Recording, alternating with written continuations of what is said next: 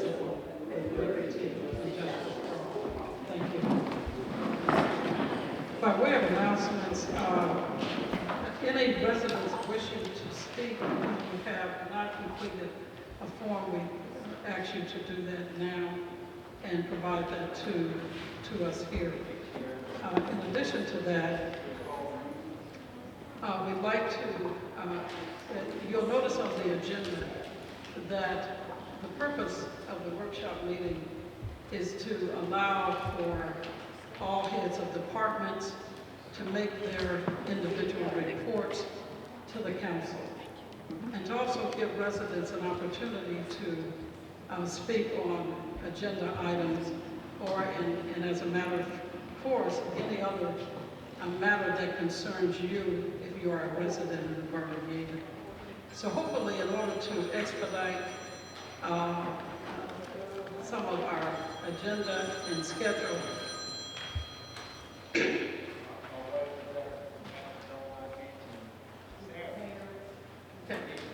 to expedite the agenda and schedule and not have a prolonged meeting that may not be necessary, we'd like for you to hold your questions and observations to after each department head has made their report. We think that change will allow us to get to the heart of the agenda and give you an opportunity to make sure that your voices are heard as well. So, Mr. Dodson, first on our, we'd like to first call, yes, okay.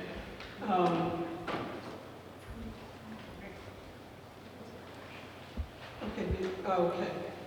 Roll call, Mr. Dodson, for council. That's okay. President Council Harris. President. Vice President Johnson. President. Councilor Ms. Waters. Mayor Hampton. Present. Thank you. Councilor Brooks. Councilor Brooks just came in, yes. I didn't get to her name. I did not get to her name yet.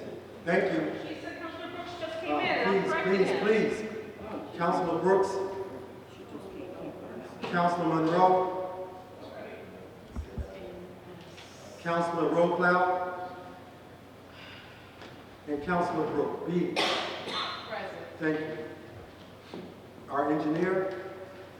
Thank you. Our solicitor. Our lieutenant. Here. Thank you.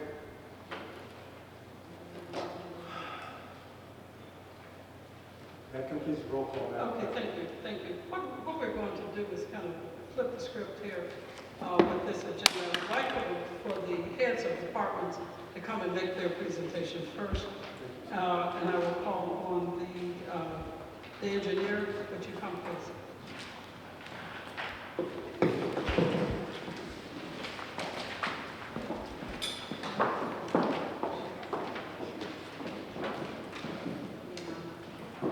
Good evening. I'm Megan Tadero from Pinoni Associates, representing the engineer.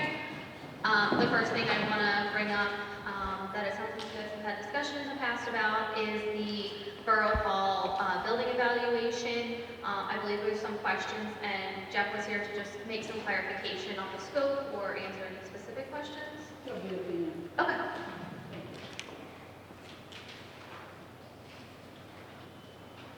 The next thing I wanted to bring to your attention was that last week we did submit a DCED grant for the Blunston Rome Street restoration.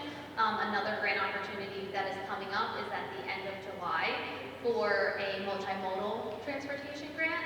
Some possible projects or good projects are streetscape enhancements. And I know there was some mention of submitting an application near the business district for the 700th block of Church. We will prepare a resolution, and if you would like, that would be adopted at the next meeting.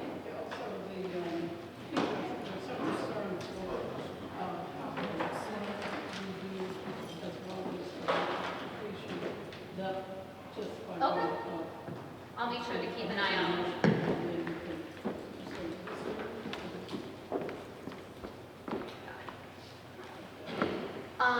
Another item that we've been working with Rufus and the code department on was some ordinance language dealing with lateral testing of properties prior to resale.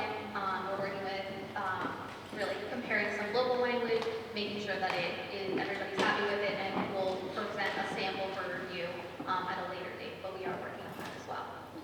So, your report is as presented. Has all that information. Last week, we sent a memo regarding improvements adjacent to 16 West Providence Road. There were some concerns about erosion coming out of one of the pipes and downstream into Darby Creek.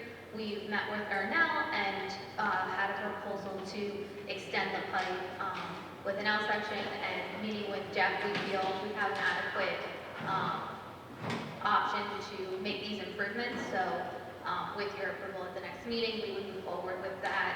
I've also discussed it with the township solicitor to just give him a heads up that we would need an easement from the property owner. But the owner is very well aware of the issue and would like it resolved. Can you put that in the public? Tell them our numbers. Yes. Arnell is our contractor that has an annual contract with the borough to take care of any improvements related to stormwater projects. I apologize. The last update, I'm sorry. is about McDade Church intersection. We are working on an application to install a speed hump just west of the intersection of McDade and Church. That does need PennDOT approval because it is a state road. However, we've discussed it with them and we don't feel it'll be an issue, but we do need to go through the proper channels. And the second thing was during about 2 months ago when we had our initial discussion about that intersection and about improvements, they mentioned an Arley grant that is administered through PennDOT. That is currently open until June 30th. So submitting improvements for that project specifically, that is what we do on June 30th, and we're working on that application as well. That's it. Thank you. I'd like Jeff, Public Works, please.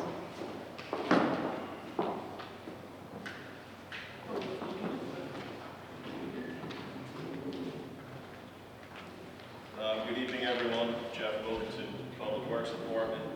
So we have one emergency call out that was on Sunday, May 29th. There was an accident on the 700 block of Church Lane. Utility pole was struck by a vehicle. We got called out to clear debris of the roadway, set up barricades for PICO and other utility companies to arrive to set the new place and rehang the down wires. Announcements for June: we have an e-waste event on June 24th between the hours of 8 a.m. and 3 p.m. We also have a yard waste drop-off on June 11th between 8 a.m. and 3 p.m. Excuse me, could you repeat the e-waste? June 24th, Okay, 8 a.m. to 3 p.m. okay, thanks. Yard waste is June 11th, which is a Friday, 8 a.m. to 3 p.m.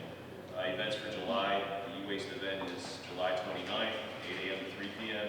Yard waste is July 8th, 8 a.m. to 3 p.m. Twice a week trash pickup begins July 1st and will run until August 31st. The summer schedule is as follows.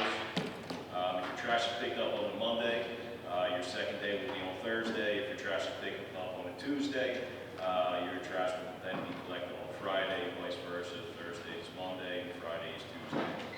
Due to July 4th, 4th of July, there will be no trash pickup on Monday, July 4th. The holiday schedule is as follows. We're closed on Monday, so on Tuesday, Monday, and Thursday's trash pickup will happen. On Wednesday, Tuesday, and Friday's trash pickup will happen. Residents, please order recycling until the following week. Thursday's pickup schedule will remain the same as with Fridays. How is it that recycle? You just hold it until the following week. Until You'll hold recycling until the following week. So we had retirement on Friday, April 29th, after 22 years of service. Keith Bowler retired. On behalf of the Public Works Department, I would like to thank Keith for his dedication and years of service. Enjoy the retirement. We currently have 2 vacant full-time positions available within the Public Works Department. We will be asking for consideration to hire the candidates that the borough manager is choosing at this upcoming legislative meeting. We had a few abatement properties that we maintained over this month. We did 433 Hollywood Road, 718 Yeadon Avenue, 617 Cypress, 804 Raider Avenue, 901 and 917 Longacre Boulevard, as well as Washington Woods Apartment Complex. We have 2 abatements pending. That's 533 Fern Street and 667 Rose. What does abatements mean to the public? So what abatements are is when the code department goes out, writes violations and citations. If the residents don't remedy the situation within the allotted amount of time, it gets turned over to us. From there, we'll come in and, for instance, right now it's mainly cutting the grass, moving debris. Over at Washington Woods, they failed to get the trash removed, so we picked up, I don't know, maybe 10 or so mattresses that we have to dispose of.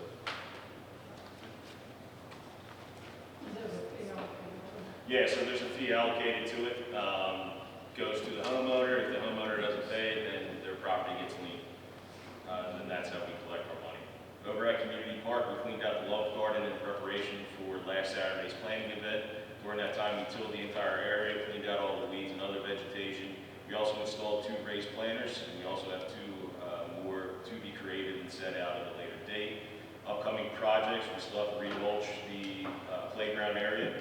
That's with a certified playground mulch. It's roughly 100 cubic yards. And beginning of phase 1 of the DCNR grant, we still have a little bit more to do with getting a tighter scope of work together to better budget it out. Borough facilities at the hall, the HVAC maintenance contract has expired. We'll be asking for approval at the upcoming legislative meeting. Quotes have been obtained. We're going through that process now, looking through things. Kind of to touch base on the Borough Hall assessment, this will be performed by our engineer. The goal of this assessment is to look at the Borough Hall building, the mechanical systems, the interior structure, and the exterior structure. This will allow us to get a solid plan in place for necessary repairs and replacements, which will in turn allow us to better formulate our capital improvement budget moving forward.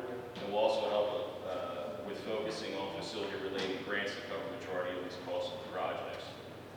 We also set up and broke down all second floor rentals. Year to date, for street dirt collection by the sweeper, we're at 84.15 tons. Shade tree update. Shade tree removal began on 5/31/22. Once the trees are removed, the Public Works Department will come in and remove any curbing and sidewalk prior to the company returning to grind the stumps out. This will call for a better finished product. Once stumps are grinded out, residents will then be able to repair any curbing and sidewalk that was damaged. The planting plan. So the goal is to become smarter when planting these trees. The goal is to put up the right trees in the right locations to give them enough space to grow. Please see the list below. So I have this whole entire list of trees. Council, you can probably see it's attached to the board for time's sake. Kind of, skip over it. This way you guys have all the information available. Sanitary sewers. So work has begun on Lincoln Avenue. There was a covered manhole that was dug up. It was discovered that the manhole was broken and causing the issues with the line. The pipe has been replaced and backfilled. We removed the manhole as it was deemed unnecessary. Further video footage of the line showed 4 additional breaks in the main, where the laterals were connected to the main, which ultimately caused multiple sinkholes on the street. Contractor is currently working to repair those 4 sections of pipe. Over on Union Avenue, trench restoration was completed on South Union Avenue in front of the Nile Swim Club, and also on Bailey Road between Commerce and Industrial. Jeff, I want you to go back to and read that in reference to keeping the shade tree location, because that's a question that came up at the legislative meeting.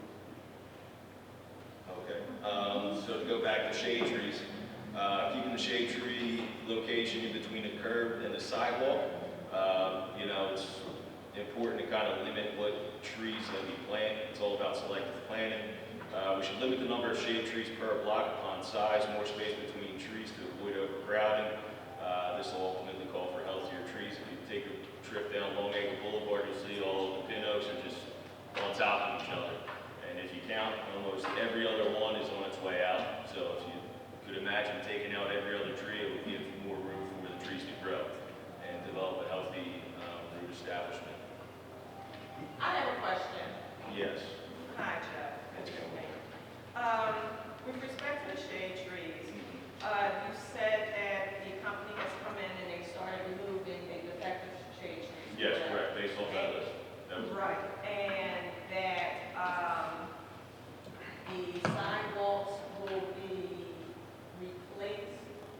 So the companies, they're in now, they're removing the trees. Right. Once they remove it, we'll come in, the Public Works will come in, and we'll take out the damaged sidewalk and the curb. This way the company can come back and grind the stumps. Right. After that's done, then the homeowners will have the ability to contact whatever contractor they'd like to do the curbing and the sidewalk But replacement. here's my problem with that. So what if the homeowner wants to replace, have that shade tree replaced? Because we are a tree line community, we're supposed to be. Yeah, absolutely. Okay, trees have a lot of benefits. Okay, I don't need to go through all of the benefits, but health benefits is one of the benefits. So we need to have something in place when the contractor comes out, removes the tree, then they come back and take out the stump. And we should have something in place along that same timeline to find out whether or not the homeowner would like to have that shade tree replaced with something comparable to. Because to have the homeowner go out, spend money to fix the entire area, that's a waste of money to have to break it up to put in a new tree. Yeah, so in a perfect world, you don't want to replant a tree where you just took one out, because even after you grind the stumps, all the tap roots are still alive under there, and they just keep sucking the nutrients out of the new tree that you plant. So you want to actually, replace that sidewalk and then plant it somewhere else. We actually came under budget, I believe, by around like $3,500 to $4,000. And one thing that we could do, we could touch base with Jamie Anderson from the Stormwater Collaborative. And from my understanding, in years past, she was able to donate trees to the borough. I'm not sure if they were either free or at a decent price cut, but that's something we can do. And, right now, personally, I don't like planting trees in the summer. We're kind of getting into that window where it's too hot to plant the trees, the survival rate's going to drop. So if we can kind of push that off until, maybe early fall, that's probably the best bet. But we should have something, at least something in place so that the property owner has a full understanding as to if they wish to have it replaced, they can. However, it's best to have it replaced in another area as opposed to where the original shade tree was just removed. Yeah, and I mean, I can go out. Because I kind of feel like it's scattered, we're like all over the place, and bottom line is, you want to try to maintain the aesthetics of the community, and right now, we kind of look like a concrete jungle, and I don't think that's the look we're going for, because all of our trees are just being, well, because they're dead, or they're causing problems with the sidewalk, but And that's one of those things, we have to kind of wrap our heads around as well. Do we want to keep on this path? Do we want to keep, shelling out the $20-something thousand in this shade tree program? Or do we want to, say, hey, let's get the homeowners, if they want a shade tree, we'll pay for it, but let's put it up in a proper place on your property. well, I do understand what you're saying with that. However, the reason why we're spending so much money at this point in time is because it has been neglected for so many years. Yeah. If we stay on top of it, it's called preventative maintenance, we would not have to shell out so much money like we shelled out within the last couple of years. Yeah, I mean, And let's keep in mind, Yeah, I we're totally still agree. paying, I believe it's a nominal fee of $5 a year per household. You understand what I'm saying? Yep. So we're not just going to keep taking the money and not have anything to show for it. Yeah, absolutely. Can I just ask a question? When is the trash for summer pickup? When does it start? July 1st and goes until August And 3rd. what days for trash? It's your regular day. Yeah, so it's My like, regular day is Tuesday. so then your second day will be Friday. So it'll still be Tuesday. Yeah, Tuesday and Friday will be your 2 Tuesday and days. Friday. Yep, correct. And I have a question about abatements as well. Okay. So with respect to the abatements, I understand you abate a property and then you send them an invoice, so forth and so on. Is the solicitor involved with that process? Because you know as well as I know, we have some violators that are habitual. So, And we need to kind of get a handle of that.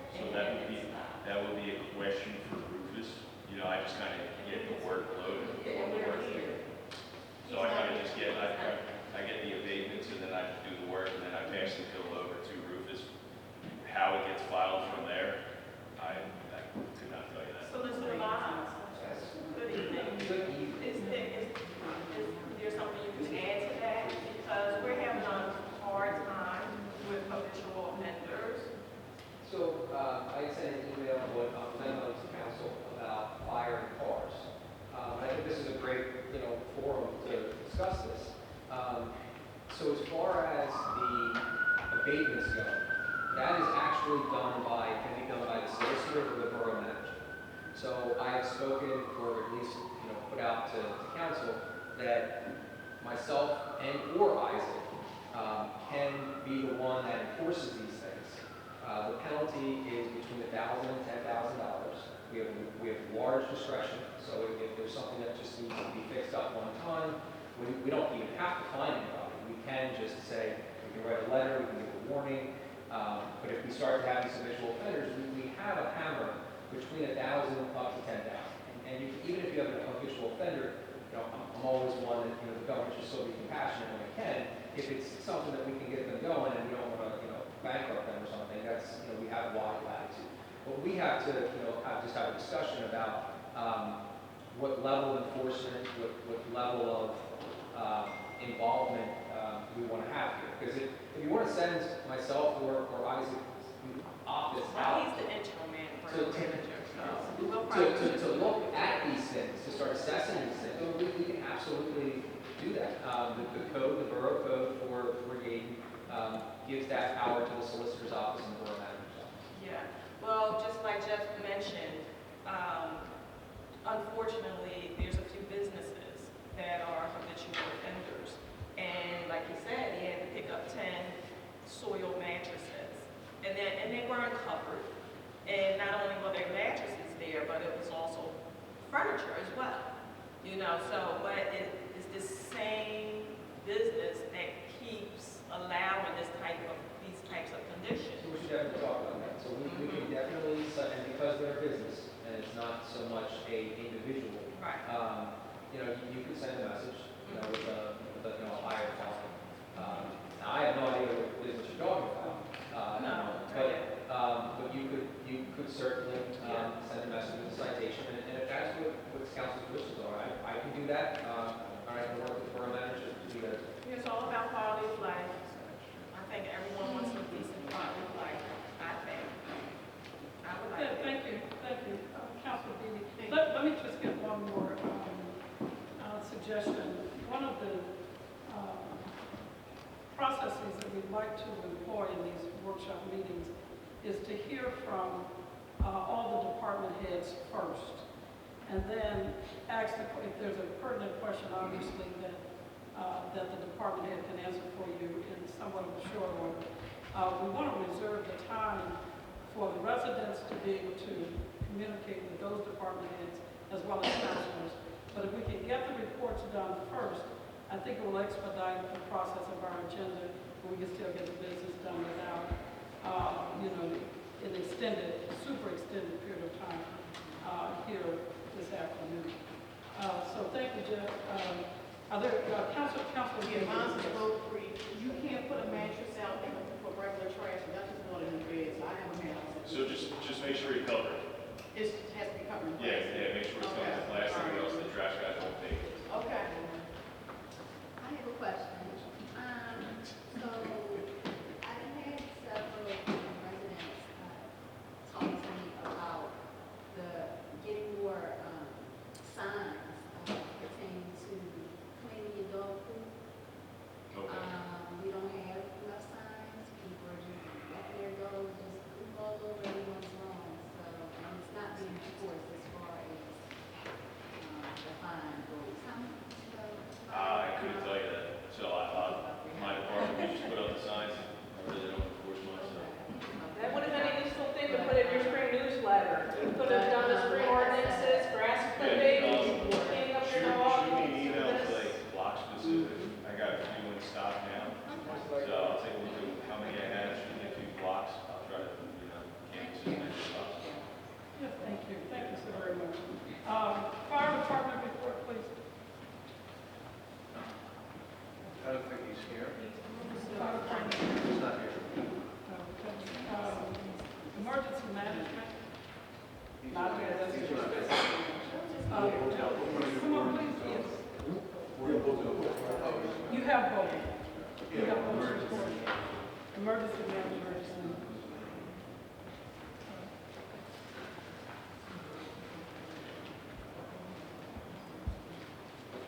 I'm going on to Joe Warren, I'm going after Director Stokes. Review the code enforcement department report, as well as the emergency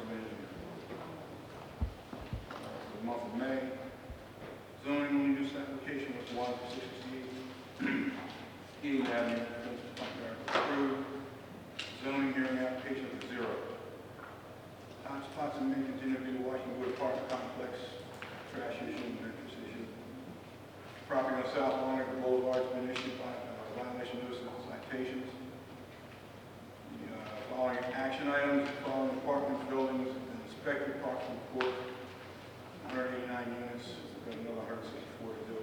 Washington Wood and 30. As mentioned earlier, city tree removal started on executive tree services out of Sharon Hill. Inspectors continue to patrol and write violations were found. Holy Cross Cemetery ground crews have been removing down trees from some homes on the Yeadon and Rundle Avenues. Been notified by code. The zoning board met on May 23rd. Started to work on ordinances that need to be revised. We'll be having additional meetings in upcoming weeks.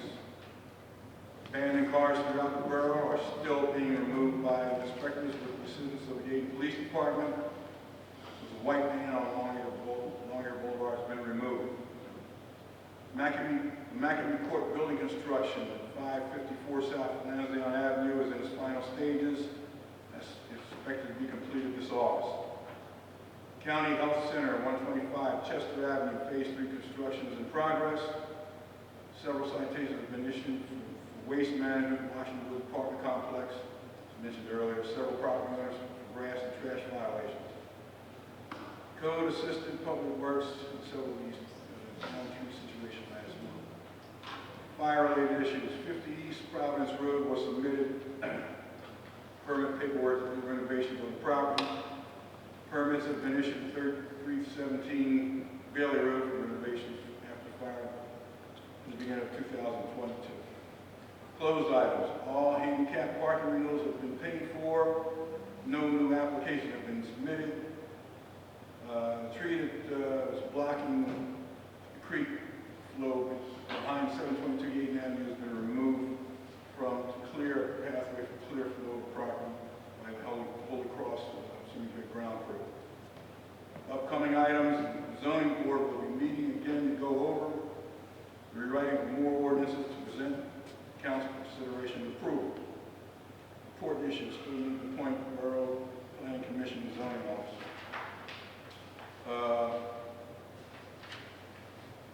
2022 property maintenance abatements, year to date, $13,564.66. Month of May, we collected $230.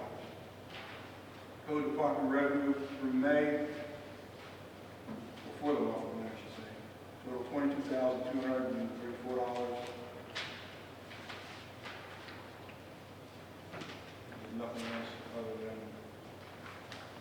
emergency management report. The Yeadon Borough Emergency Management works with all the borough departments and other agencies to keep advised of all emergencies that may impact Yeadon Borough. There will be upcoming training from the county for all county emergency management coordinators. The county has emailed Lucas Stokes with tentative upcoming training in the next few months. Thank you. I have a question for you, sir. With respect to NIMS, what are the benefits for,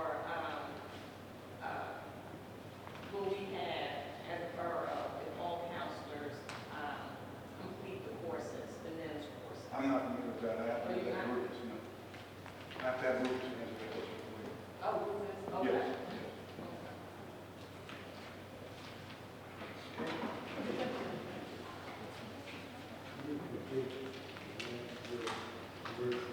I said, Did you say that?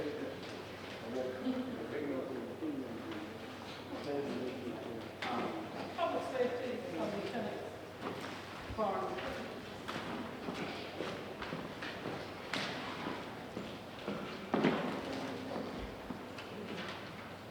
It's called Barnes.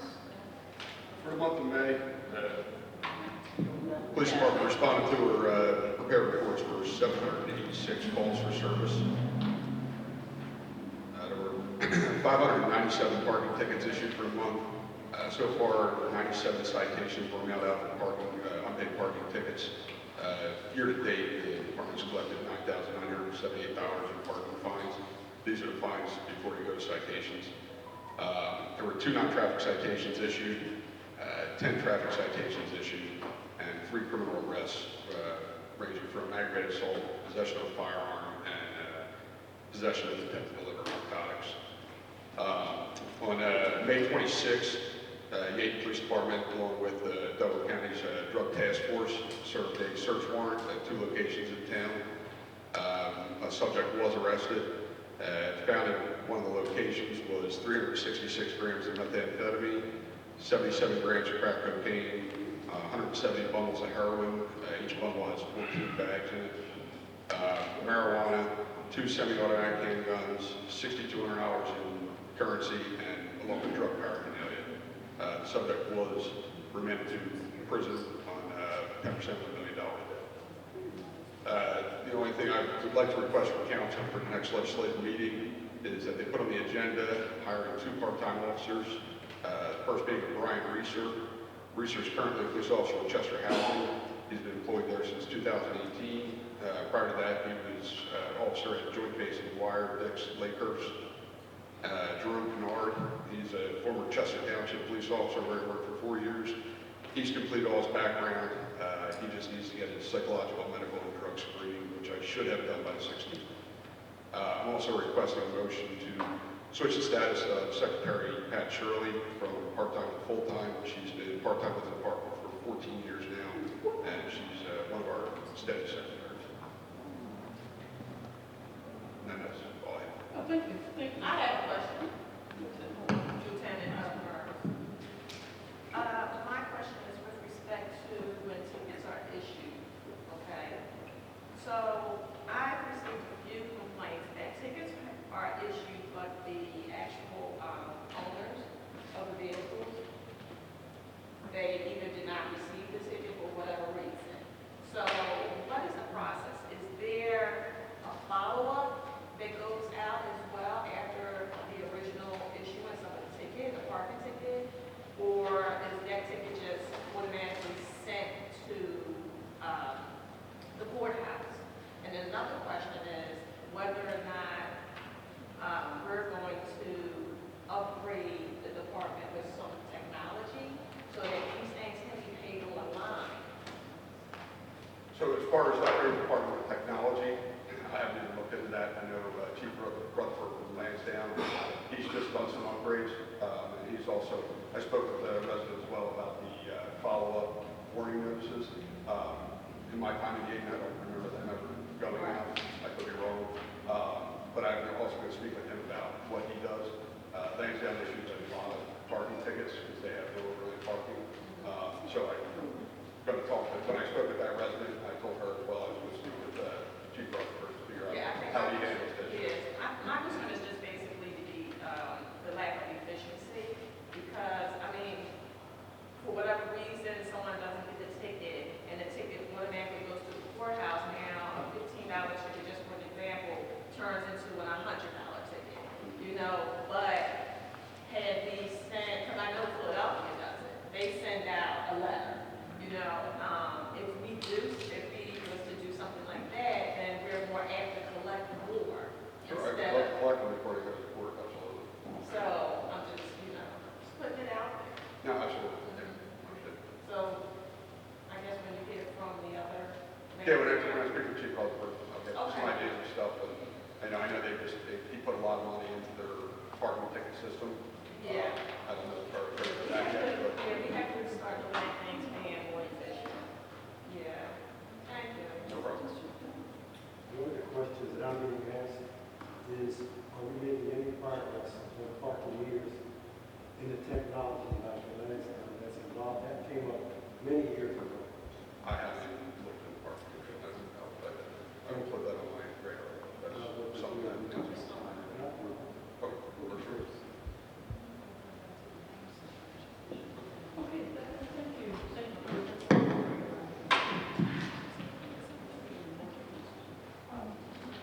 Our tax collector is not present tonight, but our borough manager is going to give her report.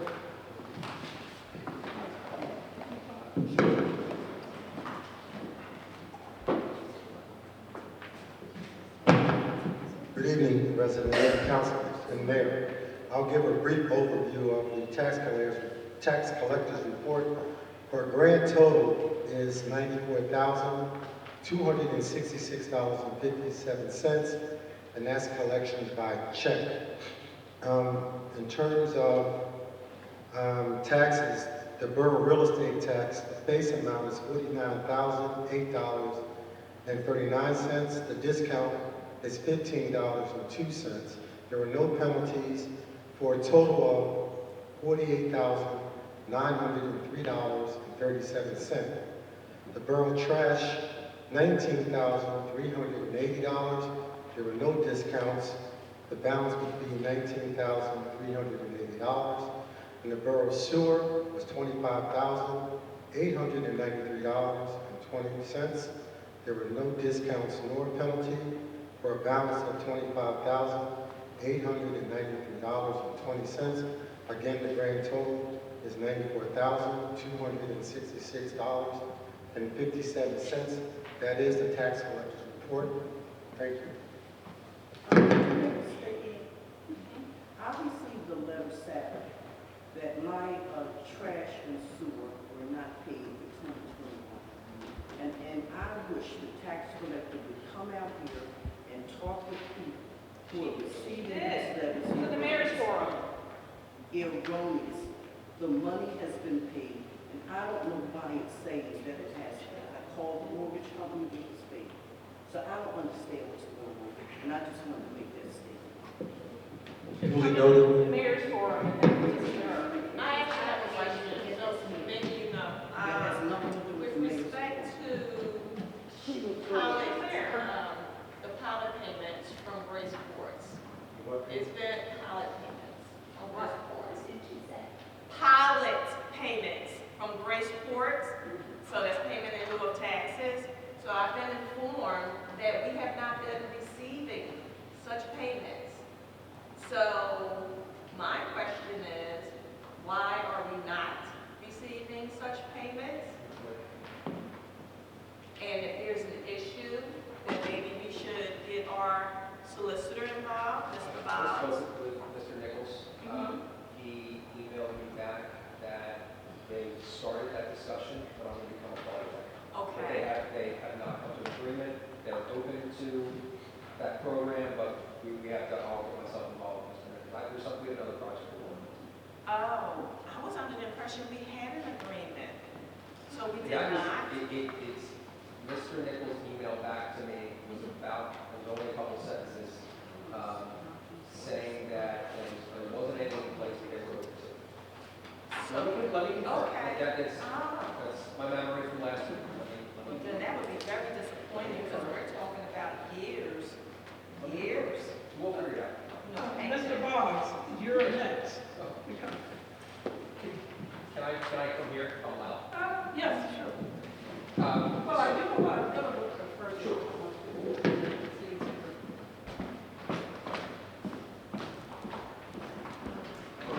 In addition to some of the projects that we've been working on, emailing with council, we were asked to help with the search for the new police chief. I sent over 3 search teams to be a part of our team. Now, really the discussion that we need to have, I think that one of those was a clear favorite for me. The person, Gary Peterson, that was a former police chief, his firm, though nationwide and no connection to Pennsylvania, I couldn't find any firm that really had a connection to Pennsylvania. All they do is search for police chiefs. The other 2 firms that I put together are national. There's one national firm that does professional recruiting, but does not specifically focus on police chiefs, so that is something that they do. The third was the International Police Chiefs Association. This is not their main job, but they do support police chiefs all over the world, and they also support municipalities with a service in helping to find a new chief. But that, again, is not the only service that they provide. The other way that this happens is you could contract with an individual, say a former police chief or an academic. That would probably be far less expensive than one of these firms. I think the first question, I think we could get this on the agenda for the legislative meeting to start this process. I've heard that all councilors will be involved, so all 7 members of council will be on the committee, as well as I thought I heard 5 members of the community. So that's 12 people. That sounds reasonable to me. So I think the only thing that we would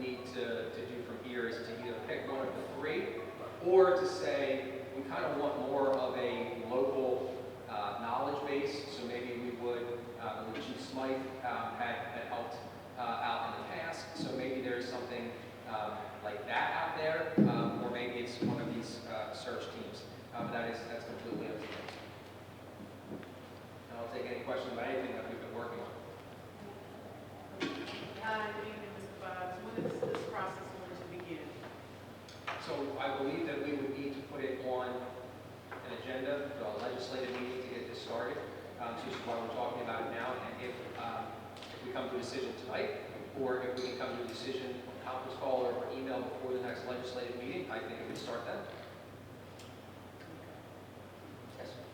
Mr. Boggs, so I'm reading here that Yeadon Borough has been hit with a slew, quote unquote, of frivolous lawsuits per you. I didn't know we had a slew of frivolous lawsuits. Yeah, SLEW. We have a slew of frivolous. I'm only aware of maybe two. I mean, so there's, I would say that since we started, the borough manager and I have discussed probably, at least, and at least three specifically, and there have been probably close to a dozen that have come through.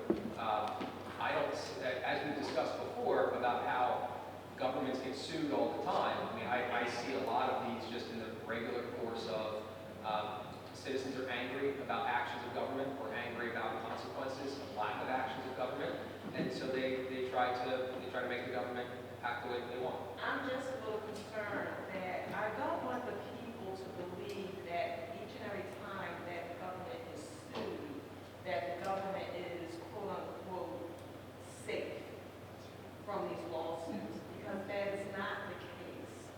And I just don't want the people to be misinformed when it comes to lawsuits, okay? Because governments have been found guilty of... Absolutely. Okay, so we're not going to play the game and have these good folks believe that when lawsuits are against the government, that we're safe, because that's not true. I would say that it is rare when governments lose in the way that we're talking about. But absolutely it happens. I prefaced my statements when I gave this report as it is never a good thing to be sued. That is never a good thing. I mean, we have to look at the monetary... Governments being sued are very, very different. If one of us was filed with a lawsuit, that's a devastating moment for any human. But governments, the larger the government, the more this happens. Right, so, but we have to take into consideration, it's just not about the lawsuits. We have to pay you to litigate those lawsuits, The right? insurance carrier pays, we pay insurance, and We the pay insurance, insurance. and the The insurance people pays pay the Holston and insurance. Associates, and they litigate, yes. Now, if the insurance carrier decides enough of this nonsense and shenanigans and they want to drop the government, is that possible? The insurance companies, they're not obligated to insure. No, but governments are great clients because it's a sure revenue stream. Governments very rarely are they Because they can raise their rates, and they know we need the insurance and we'll have to pay it. Right. And look, how they, if they're predatory in some other way, that's possible, that depends. We always have to look at whether our insurance carriers are being good to us. But I don't think that a number of lawsuits would, I think it would take some, I don't think it would be dropped. It's just, these carriers are in this type of, they're municipal government business. Holston and Associates were the same people that represented the district attorney's office, that's how I know them. I can't tell you the amount of times I was sued as a prosecutor, I was never deposed. I might have gotten on the phone with Holston and Associates, but it never went beyond that. And that's just been my personal experience with my government. But I'm not, your position I just is don't want absolutely to valid. glorify being sued, if the government is being sued, it's okay. Because we have insurance. It's not okay. And it doesn't give you the green light to do unethical and illegal things. That's my point. Mr. Boggs, I have a Thank you very question. much. Just before the audience speak, thank you, Ms. Kennedy. Mr. Boggs explained in our last meeting that he did somewhat of a dissertation on the fact that governments have sovereign immunity. That's from the White House down to our house. And it's not to say that we're inviting lawsuits. That's You not are inviting lawsuits. And so the situation is that when people sue us, we pay over $100,000 a year for coverage of this municipality. And the insurance company that has been, I know for the past 18 years, I've been aware, has not changed.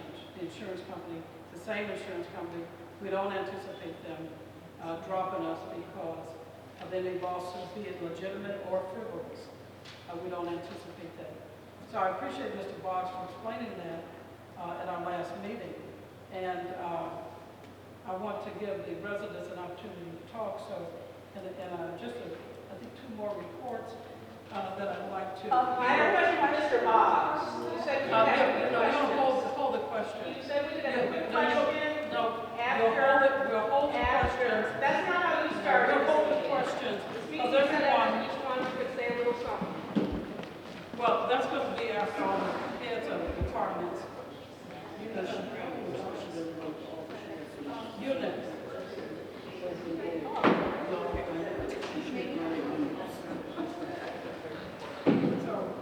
Again, good evening, ladies and gentlemen. I'd like to present the Borough Manager's Report for June 6, 2022.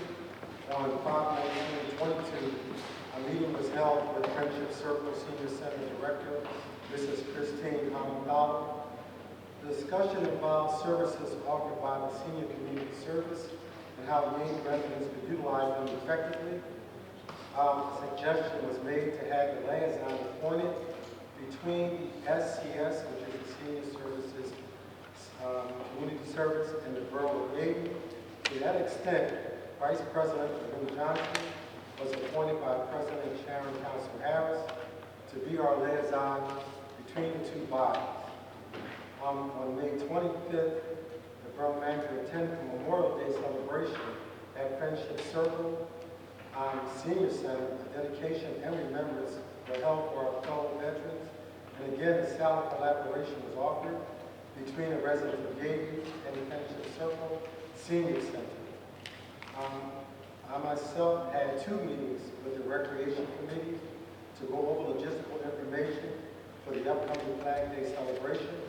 We also conducted a final walkthrough on Church Lane in preparation for Flag Day. Those in attendance included representatives from all of our departments and our Vice President, Lynn Johnson. An on-site visit was conducted at 6/7 Hertford Place with the owner, Jeffrey Nicholson, to tour the damage caused by the storm repair. There is a large pond there. There are 4 small trees in that particular area. That property is about 6 acres. It's a beautiful property. We did not discuss any legal actions or legal ramifications. On 5/26, the Borough Manager attended a Zoom conference with the Borough Engineer and the Public Works Director. Topics of discussion included the storm road remediation at 6/7 Hartford Place, remediation and current work improvements being made at Church Lane and McGay Boulevard, and a $260,000 grant application for repairs at Brunston Run, which he elaborated on earlier. Also, we had a discussion about the possible start date for the improvements to Community Park. Unfortunately, because of the pandemic and other issues, ordering the top lot equipment is on hold because it's just taking so long to order that equipment. But as soon as we're able to, we will. And as our director stated earlier, we are making plans to relook at, what's the word I'm looking for? Not perspective, but start with a P. No, P. So we're re-looking at the overall scope of the project to make sure we can include as much of that as possible and get the job done. And this ends my report.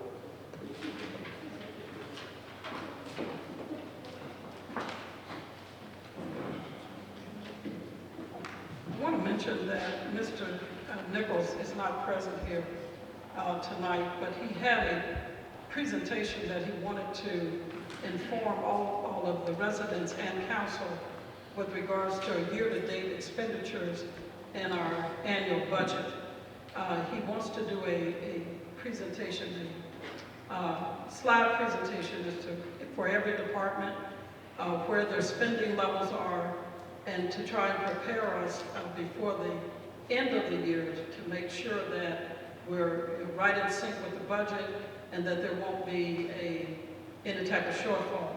So I'm looking forward to him presenting that, if not at one of these meetings, at a special call meeting, to have that finance committee, where we are, what the status of our grants are. I know that there's approximately $4 million that the engineer and some of the pandemic funding has come down and that we have approved to receive here in the borough of Yeadon, and what those particular funds are going to be earmarked to do. So he's not here, but I did have the conversation with him, and we'll look forward to that presentation within the next few weeks. Also, as you are aware, our last meeting, workshops will be suspended for July and August, but that doesn't stop us from calling a special meeting where that may be necessary. And I think the budget is pretty important, so that the residents and council, all of council, will know what our particular status is right now. What I'd like to do is bring up Vice President Johnson to talk about the most important event in our calendar next to our council meetings, and that is our annual Flag Day celebration, and what we're doing in collaboration with the Nile Swim Club for Juneteenth celebrations, and our local library which also has a special programming for Juneteenth. Councilor Johnson. If you don't mind, Mr. Hunter, could you come up and give your report at the start, and I'll go behind. Thank you.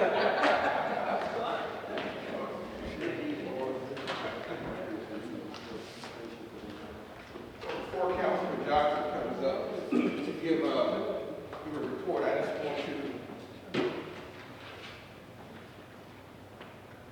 let you know there's some real exciting things happening in recreation. As you know, for the past 12 years, I think it is, we've been working with Camp Garrett out at Marple Newtown. So again this year, we'll be working with the camp. It starts June the 18th, the week of, and running through August 14th. But Camp Garrett is looking for, and I think maybe some of you have seen this, I don't know whether it's online or not, Camp Garrett is looking for youth counselors. So if you know someone 16 years of age or older who's looking for a job, Camp Garrett is the place. So we're going to try to keep pushing that. They're also looking for lifeguards, if they're available, healthcare providers, camp nurse, aquatics coordinator, and kitchen assistant. But they're in Marple Newtown, great camp. We have about 15 young people from Yeadon who are going to the camp this year. So we hope to keep that going. I'm not going to talk about the fun we had in the garden on Saturday, because it was really a great day. I'm going to let Hakima Jabbar, she's going to talk about what we did out in the garden, which was called the Love Garden, but it's the Garden Community Park. We had a great day out there last Saturday. Hope to keep this going. We have some tremendous help. I want to thank Jeff at Public Works for supporting this program, and he has some other things that he's going to do. We have the Penn State Master Gardener Program coming in. They're helping the residents, and we do have some residents working in the garden.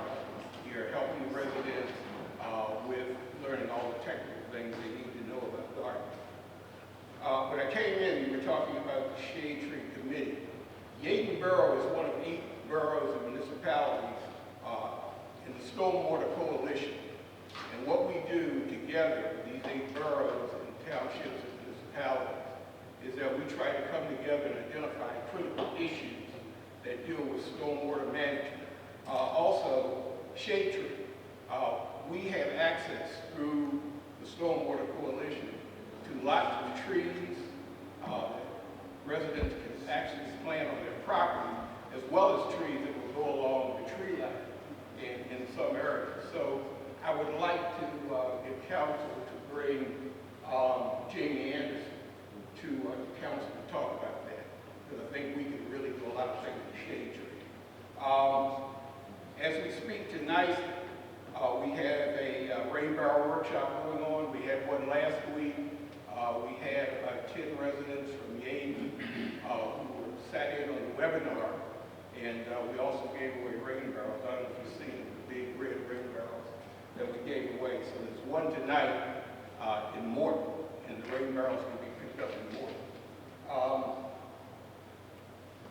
There's a composting workshop on the 15th of June, next week, at the Lansdowne Library. So some of you who are doing backyard gardening and composting, you can go to the workshop, it's free, and you can pick up a composting barrel. Other things that are coming through, we have our basketball program, which will be taking place in Community Park under YAA, and also soccer will be taking place. So we have a lot of things going on right now, including I know you're waiting for the flag day. So besides that, there's a lot of other things going on. So it's going to be, I think, a fun summer for the kids. We're looking at some other activities, hopefully bringing back some old tried and true types of things that we've been doing in the past. Carnival, I've heard about bingo, we've heard about some other things that we could possibly do. So I think we're trying, and hopefully we can get more people joining the Recreation Committee, because we really want to get citizen input into the things that we need to be doing. And as we get through past Flag Day and we get through the rest of the year, I think it's going to be pretty exciting.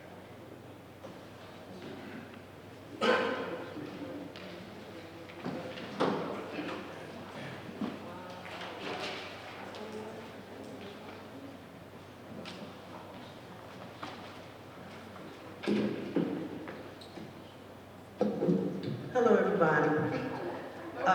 First of all, we need volunteers. We need for people to come out and be a part of what we're trying to do for Flag Day. I think we're going to have a really, really nice one. And so please, give some assistance. Come on out and help the community. Flag Day, June 18th, Saturday, 1 to 7:30. These are the flyers that are being given out into the community. They've been put out in the stores and a lot of the businesses. This year we're not going to have tents. We had problems with those previously. We're going to bring out tables and have umbrellas. We're going to dress the Church Lane area and make it look real festive. We're going to give out free hot dogs and pretzels to the first 200 children that come out, and water, small waters. And we're asking everyone to please bring lawn cheer. I'm asking all council members to please come out. We have personnel, radio personalities coming out and have your pictures taken with them if you would like. And I'm trying to think, we have the car show, that'll be, if I'm not mistaken, is it from 12 to 4? 12 to 4. And then all the entertainment will start at 1 o'clock. And then we will have our fireworks at dusk. We'll have the stage set up, it'll be a 4-foot stage. We'll have a DJ going all day long. And we have 3 different musical groups that will be coming, and hopefully it'll feed everyone's appetite. Does anyone have any questions? Can you tell me the fire trucks will be the introduction to the start of Flag Day celebration? We're not having a parade this year. So the fire department has decided that they will be the introduction coming down Bailey Road, is it? Going down Bailey Road, coming back around through Longacre, waking everybody up. Come on, let's get together, let's come out and have some camaraderie. I'm looking forward to a fun-filled day, so I hope you are too. Thank I have a question. you. Mhm. Why are you doing this in the street when we have parks? You know, why the 700 block of Church Lane when we have parks we can have this event in? It just seems, I don't know, kind of cruel to make a bunch of kids hang out on hot asphalt and hot weather at the solstice, you know, this day of the year. Well, actually, the senator gives one down on 59th in Baltimore every year, and he closes off Baltimore Avenue for blocks, and people have a ball. They've done it up in Ogontz. A lot of areas close off certain areas, certain parts of their business districts, and that's where they have their festivities. Usually because, you know, William T. Kerr was the founder of Flag Day, we usually have the celebration at Kerr Field. And we also have Community Park and these other places. I mean, is this supposed to be a business block party, or is it supposed to be Flag Day? What is this supposed to benefit, the businesses or the residents? Both. How about both? Thank you. I have a question. Yes, Council. What are we doing for Juneteenth? Juneteenth is being taken care of by the Now Swim Club this year. So the same program they had last year, they're doing it for now? I'm not sure what program, but we were going to try to incorporate it with Flag Day, and they decided that they would do the actual Juneteenth celebration in the library.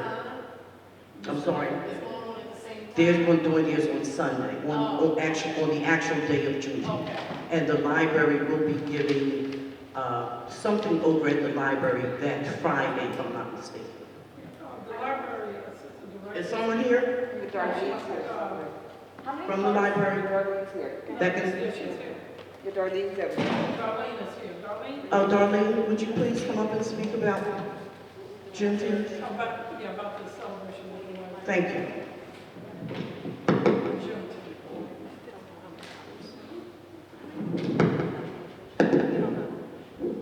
Depends how many people show up. It's up to the individual.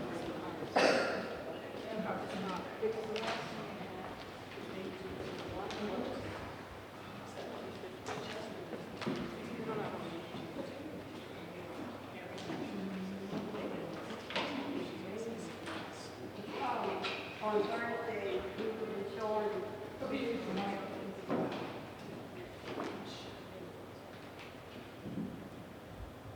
on Thursday, we were showing respect outside. That day started at 6:30 p.m. We're probably going to be doing it at the Evans Field. And then on that's Thursday night. Friday, we're going to have African drummers at the library. And on Saturday, we're going to be doing a workshop with the kids to do something for Father's Day. All right, put it in my library, trustee Cadwell. This Friday, we're also at the library. There's going to be a game kickoff for the teen and young adult summer reading program. And so they need to sign up for summer reading, and they'll have the ability to gain points to be able to get on the game truck. So that's an exciting thing for our teens and youth. So if you have any young members in your community, let them know to visit the library this Friday, 3:30 to 5:30, to sign up to do the summer reading kickoff. That was it.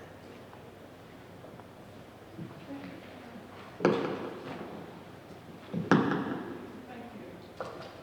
Okay, while I'm here, I'd like to give the president's report. First, I want to start off by saying that we've got quite a number of residents who really do like the newsletter. Our neighborhood, thank you. Good vibes, and some of the comments. In addition to that, I just want to thank all of you today for having an orderly meeting. It's been kind of rare here for the past 5 or 6 months, but I want to extend my thanks and gratitude to you for that. One of the things we've asked the solicitor to do is to provide information with regards to what the decorum in council, this is a workshop, of course, but in council, there is a standing rule of not having not only distractions, but disruptions in the conduct of the business of the borough, that there should not be any obstruction to get that done. So he's going to share information on the 16th with many of you that are present on the powers of the chair of the president of council and also the function of the mayor in council. And so that they're going to share that information so that we're an informed body. Oftentimes, we make mistakes about things because we simply don't know what the rules are. And so we want to make sure that we have an educated community so that if we know it, we can do better. If we don't know it, we're destined to repeat the same mistakes. PSAB had an incredible conference after being up in Hershey, Pennsylvania 2 weeks ago after, due to the pandemic, the conference had been canceled for 2 consecutive years. A lot of information on how to run your council and municipal government more effectively. There are a number of people interested in having a youth employment program within the borough and in the library. We haven't had that for a long time, but I've gotten calls from neighbors who are inquiring. I told them about Camp Garrett that Mr. Hunter shared, but we have had young people work in the borough doing a brief youth summer employment program that teaches them, the professionalism of how to answer a phone and how to conduct themselves kind of in a career orientation way. So I'm asking the borough manager to kind of research that and see what line item that might be available financially that we could afford maybe 2 or 3 young people in our community that would have an opportunity to work in the borough, in the reception area, and perhaps at the library. I want to say that it's important, we all may have differences of opinion, we can agree to disagree, but I think it's really important that we should check ourselves when activities are happening in our borough council meetings that spawn off residents being more confused after they leave than they were when they came, with this idea of offering compensation to residents who had losses that were not directly the responsibility of the municipality. Lawsuits are filed whether they are frivolous or whether they are serious. We do not need the face of our town and the leadership of our town conducting themselves in such a way that people feel like they have to take those types of recourses. So I would just ask that if we don't know what we're doing, we need to just stop and act something, because that was really an unfortunate thing. We don't need to pay an extra $1 for legal representation or defense when we are not responsible for what has happened in independent accidents, etc. So I just want to mention that. The reminder of the workshop meetings, that they will be suspended, and I've asked also that our committee meetings, because people are on vacation, they're out of town, they take the time off after serving us 10 months out of the year, 2 months is vacation. So we're going to suspend those committee meetings other than any special meeting with regards to the budget or something along those lines. So both the committee meetings and the workshop meetings will be suspended for July and August. And of course, we've talked about Flag Day, the car show. It's going to be a fantastic day. We do all need a break, and we need to be able to celebrate together around one common cause. And so I appreciate all of the support that Councilor Johnson has put into the work of putting this Flag Day together. It's not an easy task. And the volunteers, that any resident that wants to volunteer on Flag Day, please see Councilor Johnson at the end of this meeting if you want to sign up and give her your name, number, and your email so that she can coordinate and make sure we have good coverage for Flag Day. I think it's going to be fantastic. People do ask about the 700 block. We had a celebration of musicians several years ago called Jazz on the Lane. It was an incredible experience. And people came from all over the borough to be there. And of course, we have the parking lot there, the municipal parking lot, where people, it kind of spilled over into the municipal parking lot. So just want to encourage you to come out, celebrate with us, and then enjoy and have a wonderful summer.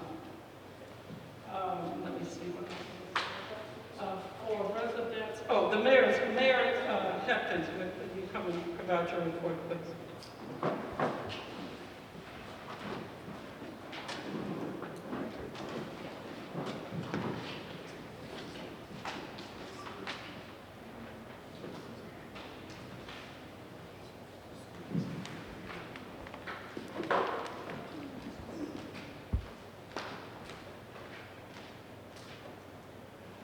Four things to report.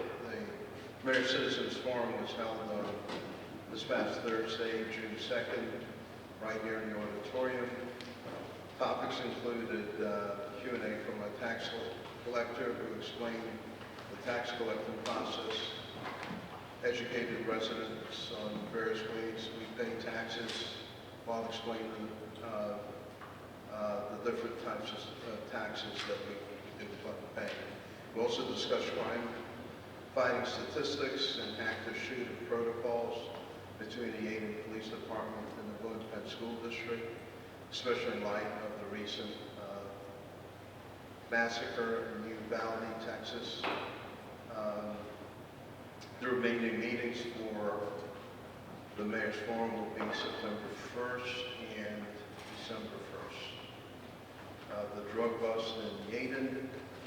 During the last week of May, the Yeadon Police Department, along with the Delco Drug Task Force, uncovered a major drug operation right here in Yeadon, and many bags of heroin, cocaine, drug paraphernalia were confiscated, and close to $100,000 in cash and drugs were seized in the drug bust. The drug sting operation made the front page also of the Delco Times.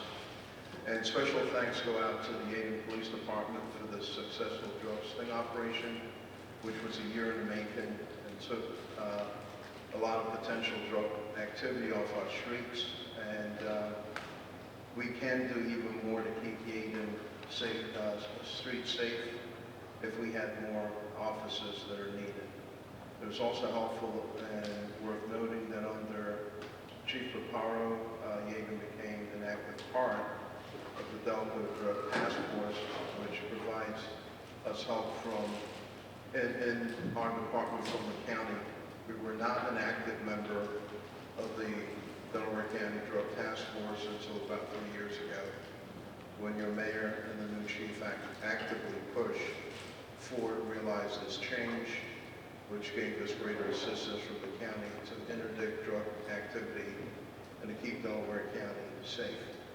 A lot of questions and acts were circulated, and people have asked me if what happened in Texas can happen here in our school system, and potentially yes. I was part of, about 7 years ago, I was downstairs in the middle of the day, and we got a call that there was an active shooter right here at Mercy Fitzgerald Wellness Center, right here on the Yeadon side.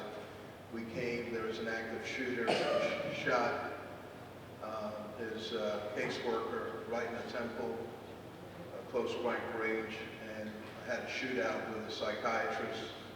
Psychiatrist shot him, and there was a whole meeting, and I'm happy to say that Yeadon stopped that active shooter in 4 minutes. It took us 4 minutes to get there. We interdicted the active shooter, handcuffed him, and prevented a greater massacre. So it can happen here. I was the first public official on the scene. I was there when the SWAT team arrived, and it was like something out of a movie. They had SWAT team members coming down off helicopters. They had them in trees. They had them on the roofs. There was a total lockdown. So yes, it can happen here, because it did. I wouldn't think that something like that can happen in a small community, but it can happen here. So in light of this mass school shooting, and I'm telling you that I cried in my life when I saw those parents, come out and holding pictures of their 9-year-old, 8 and 10-year-old who were murdered like rag dolls and machine guns to no recognition. And I cried because it could be us.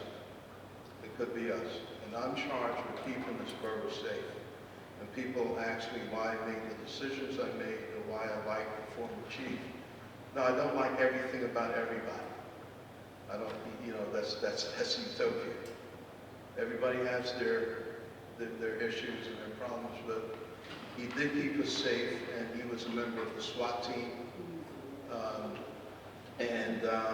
One of the questions, what happened in Uvalde, Texas, is that they didn't have any breaching material. The police first of all, they waited 77 minutes. Okay, they waited like almost 2 hours while the shooter was picking people off. When they got there, there was no breaching material. In other words, they couldn't get into the school. They finally had to get the maintenance person to get a key. We have keys. One of the first things that the chief did was make sure that every police officer had keys. Not only do we have keys, but we have breaching material. Should they padlock the doors or whatever, there's ways. I'm not going to tell you how we're going to do that, because the criminals also tune in. But we have breaching materials for that. Would not happen here. We're in partnership with the schools to have active killer training, and it's one of the things that we've done over the last 3 years. So we do have a plan, if that happens, that we can interdict the situation as soon as possible and neutralize the active killer. And we saw that it did happen here about 7 years ago. Our flag has been flown at half-staff to help recognize and mourn that situation. The president asked that we did that, and we were doing that. We do need, and thank you for Madam President for bringing up the situation in church and McDade. And I think we had a good discussion last meeting, and we came to a recognition that we could do something privately. So we just need to follow up on that. So I'm just asking that we do follow up on that, because the family that lives at 931 McDade are still displaced. They're not in their homes. They're still living elsewhere. And whatever we can do to help them, we should be able to do that. So thanks for those solutions and the brainstorming that we had during the last week. Questions? Just if this getting together kind of form a fundraiser for the Williams family, it's going to take months, as it appears to. I just want to make sure everybody's aware there's also a GoFundMe that people are welcome to contribute to. There is a GoFundMe page. It's one of the things that came out of the meeting, and I believe the Madam President charged Vice President Lauren Johnson to come up with a volunteer donation type of situation. So I just hope we follow up on that. Yeah, just the committee meeting. There is Wasn't a any talk GoFundMe. of that at the last committee meeting? sorry, Councilor Reed. No, Councilor I Reed. just wanted to thank Lieutenant Burns and the mayor. My car was broken into last week, right in front of my house. No, actually, right in the driveway.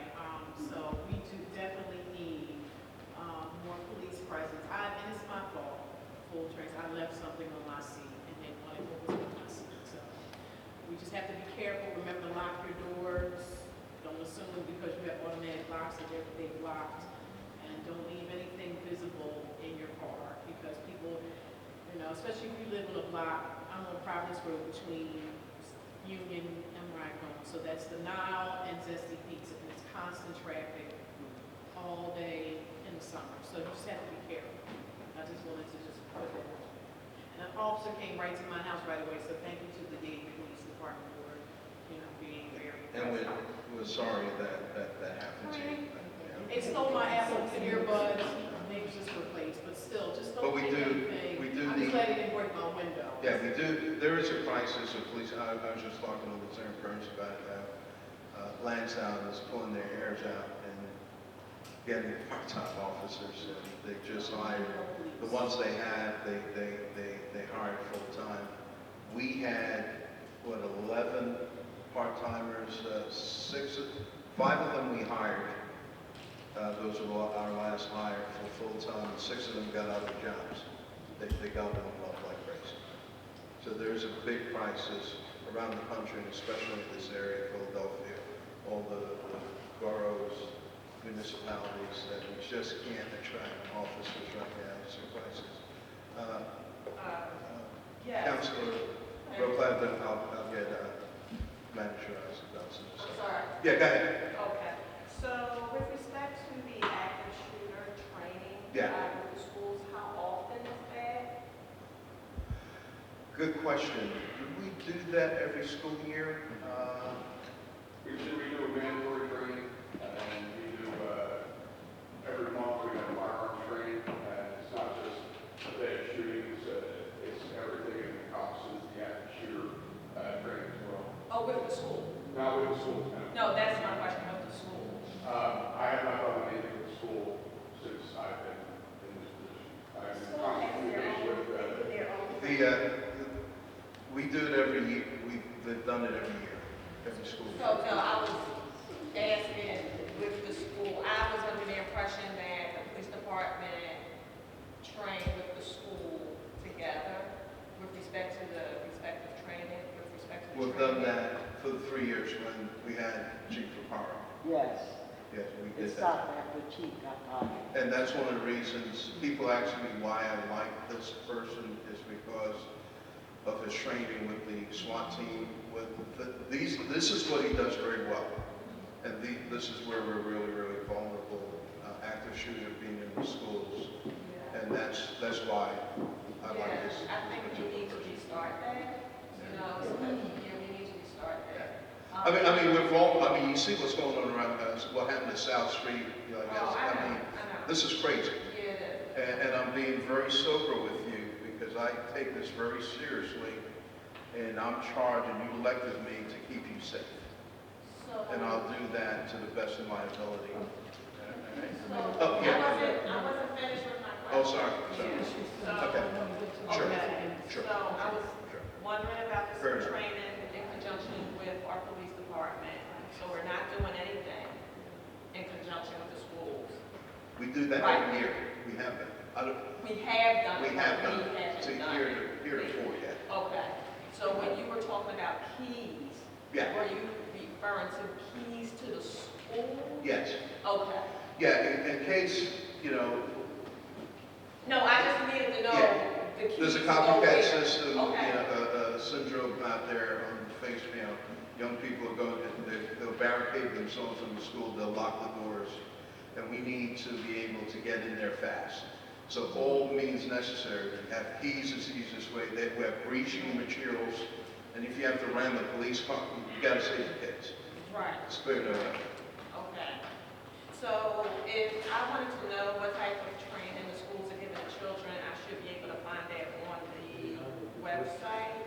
They hired a new person for that. Yeah, that's part of the course now for every school because this is a new reality that parents and children, you know, going on the highway, so make them carry the cell phone is one of the most important things, a fully charged cell phone.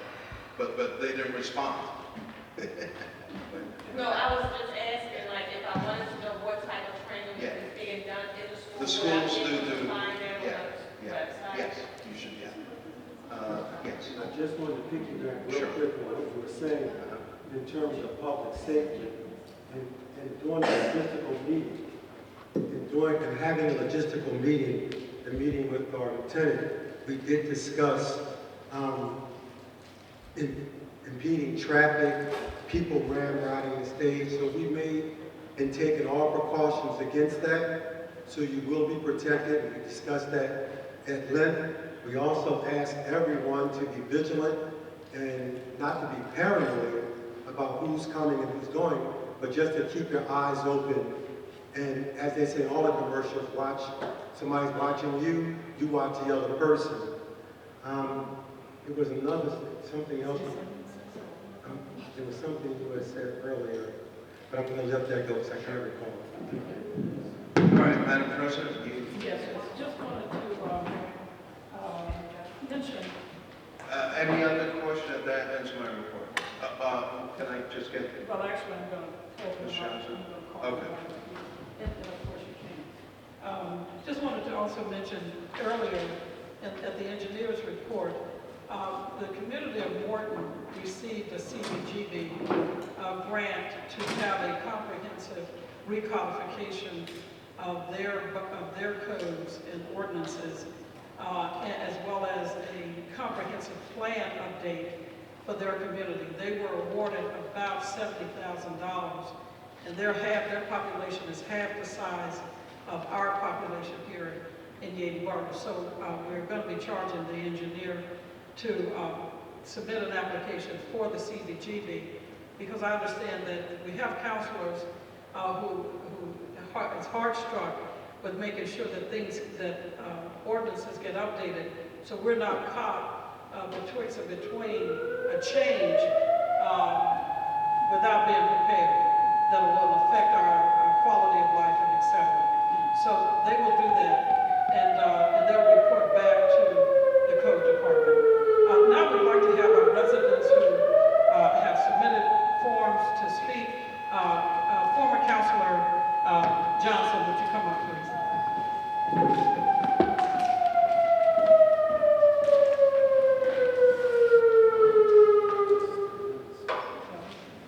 Oh, yeah, 3 minutes is your, 3 minutes is the minimum. Thank you. I have a few things that I would like to. I have a few things that I would like to address. First, I want to go back to the mayor's report when you were talking about active shooters in the schools, which is a very good idea. Chief Chachi had the best program that was going on here.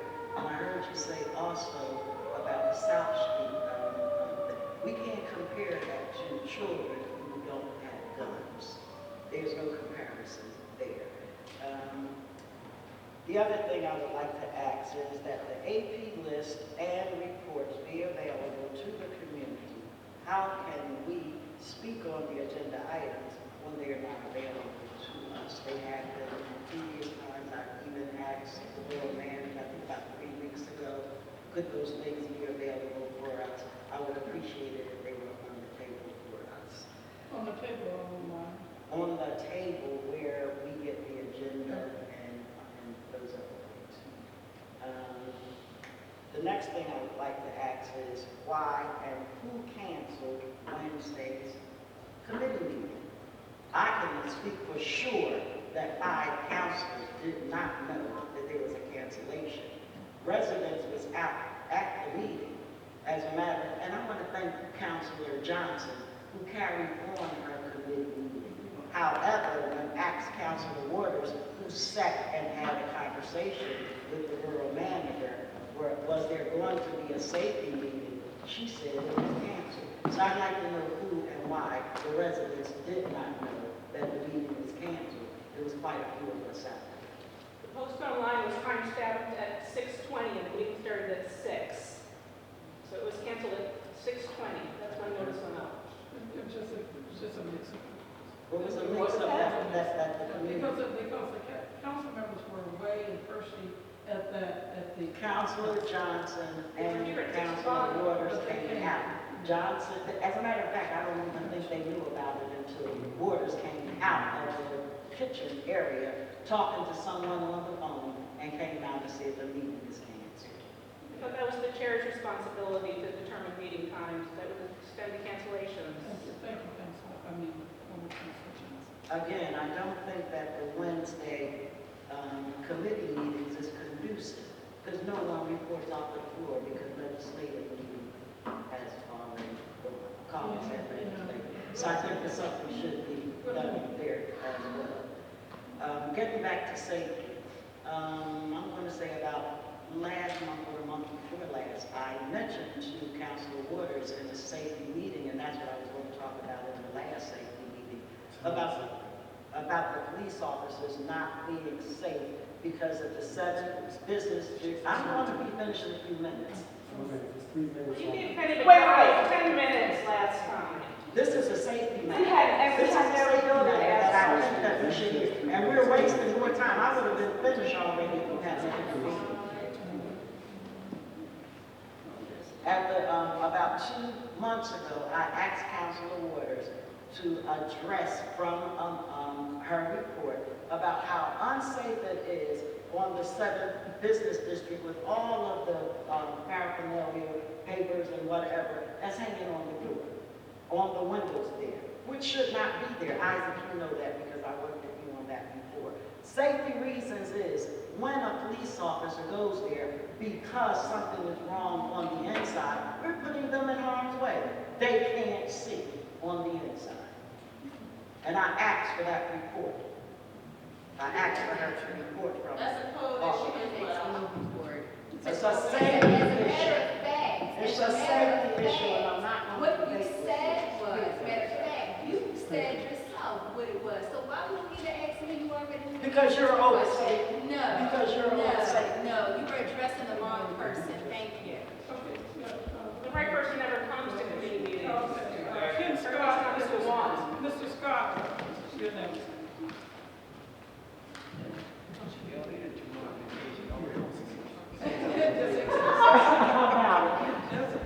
Yes, okay, good. All right, good evening.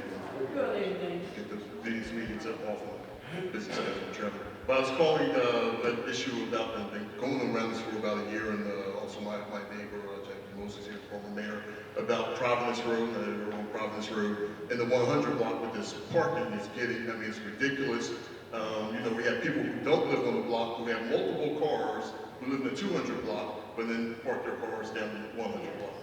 We've got people illegally parked in commercial trucks. I've got people with pickup trucks now who are like partially blocking people's driveway, don't want to move in, and they're like, oh, you got enough room to get in. That's not the point. I shouldn't have to try to squeeze in. And the police, I know, have been out there with neighbor disputes at least 5 times in May. So that's all documented. I was away, and then I understand they were out 2 more times while I was away. So, you know, my issue is how can we go to permit parking? They have their lanes down. They have permit parking right up the street off the 200 block, where every homeowner is entitled to 1 permit, if you want to share it with or whatever, to just resolve the problem, because it's getting ugly, it's getting heated. There's been some serious incidents. I'm afraid it's going to turn into violence. And then we can't sit here and complain and say, oh, I wonder what happened, I wonder what that was about. Well, now you know what it was about. It's about all this. We gonna start a petition on our Yes. block. Well, you don't need, they're doing a permit, Right, so I just wonder, what is the process to get this started, because we've asked about this before. Police council, Okay. Yeah, we need that desperate. You need a petition. Yes, yes. And I do thank you for starting to enforce the Tuesday trash rule, because we weren't moving the car. Okay, yes, back on enforcement with that. We couldn't even get outside the street. We don't have parking on one side of the street, so at least they did start that, you know, the parking. So what is the process now with respect to Just a second. Lieutenant Borough, Because there's a lot of moving parts with that. can you, for the benefit of council and our residents, give a real brief overview of what it would take, because we had to grapple with this years ago, for permit parking? I had to look into it. I had to go put firm parking on one of the car streets. So I refer that, I will. Thank you. Yeah, I mean, it already existed, it's in the code book. I was the chairman of the zoning board for 10 years, so I have all the codes, so it is that changeable. So. Plenty of streets have, I just don't know the steps, you know, like I get the code. Right. All right. Okay. It's awesome, all right, take care.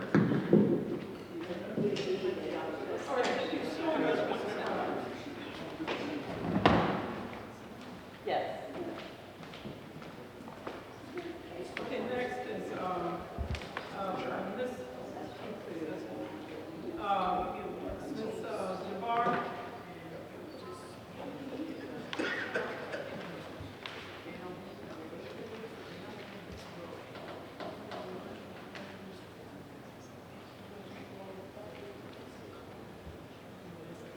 Good evening, everyone. So Saturday, this past Saturday, we had a really fun day at the Love Garden. I wanted to thank the Public Works team for clearing it out for us. Y'all did an excellent job of getting all the weeds and things of that nature out. I wanted to thank Mr. Roy. He's always available to us as residents, and he goes the extra mile, so I really wanted to give a shout out to Mr. Hunter for always being here for us.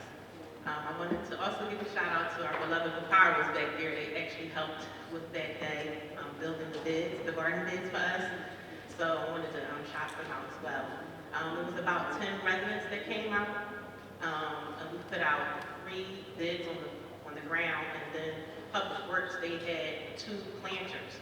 So we were able to put some tomato plants, peppers, and things of that nature. We have a lot of land in that plot, so we're going to try to get more garden beds put down. So if any community members are interested in learning how to garden or just want to get their hands dirty and do some fellowship with their neighbors, it's a wonderful opportunity. Urban gardening is becoming a big thing across the world. So I'm really encouraging people to kind of learn how to garden. I'm a new gardener myself, so I just wanted to put that out there. Any community members, I guess, can reach out to Mr. Hunter, and he can kind of steer them the right way. I wanted to also keep the integrity of the purpose of the garden, and that is, strengthening the police relations with the community. So, Lieutenant Burns, you're welcome to come if you have a free time. All the police officers, we welcome them.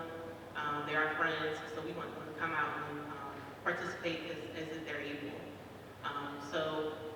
In addition to our community garden, the Now Swim Club has a garden as well. Theirs is really, really well put. And then the library has a garden too. So as many plots as we can have across the community is wonderful, So I just wanted to touch base on that. I do know that Mr. Dotson came by to kind of check it out to see what we were doing.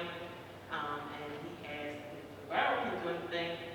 We would appreciate if you could get some soil for us so we can We did have a tree expert in Lansdowne. They offered and dumped some wood chips for us. So that was an appreciated donation. We got some donations from East Lansdowne resident. And then the community members came with plants and things like that. So it's definitely an organic, literally and figuratively, project for the community, by the community. And so we wanted to keep the Love Garden intact. It's a historical site based on congressional record from Mary B. Scallon. So we want to keep it moving, and we're building, and we want to see it grow. We're looking forward to the harvest of our efforts. Any questions, anybody? Community park is right off Union Avenue. It's right. I'll take it. Okay, just right all the way to Tomatoes. right past the handicap spot. Yeah. It's Yeadon Community Park. Yeah, It's a small subsection of Right the near the park. parking lot. I'll take you there one day. Yeah, I live on Providence.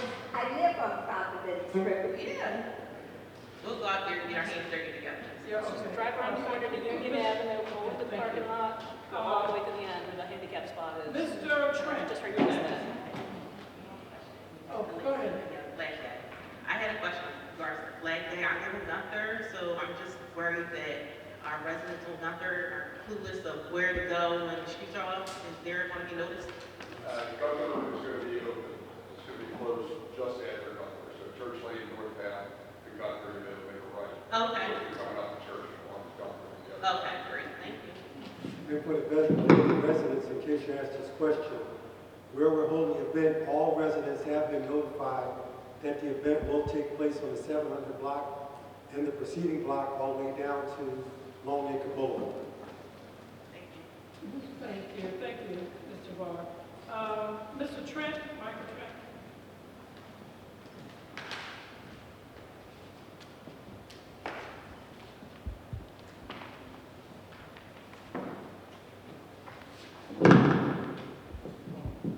Good evening, everybody. When I was looking at the agenda, I wasn't sure if there was actually a report from the community affairs.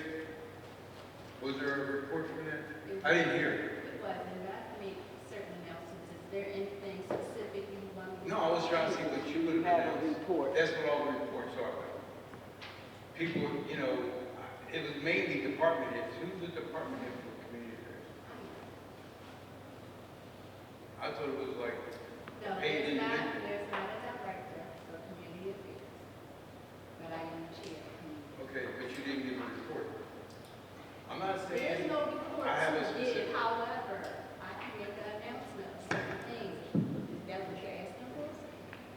Then I can do that. I'm just saying in general, if you're a committee and you're the department head, Well, you I'm should not have a department report. head. It's not a matter of you staying up and I'm saying not a anybody have a department question. head. There's not a department. All right, I don't want to waste my time. Okay, well, Another thing, now I have to give a report.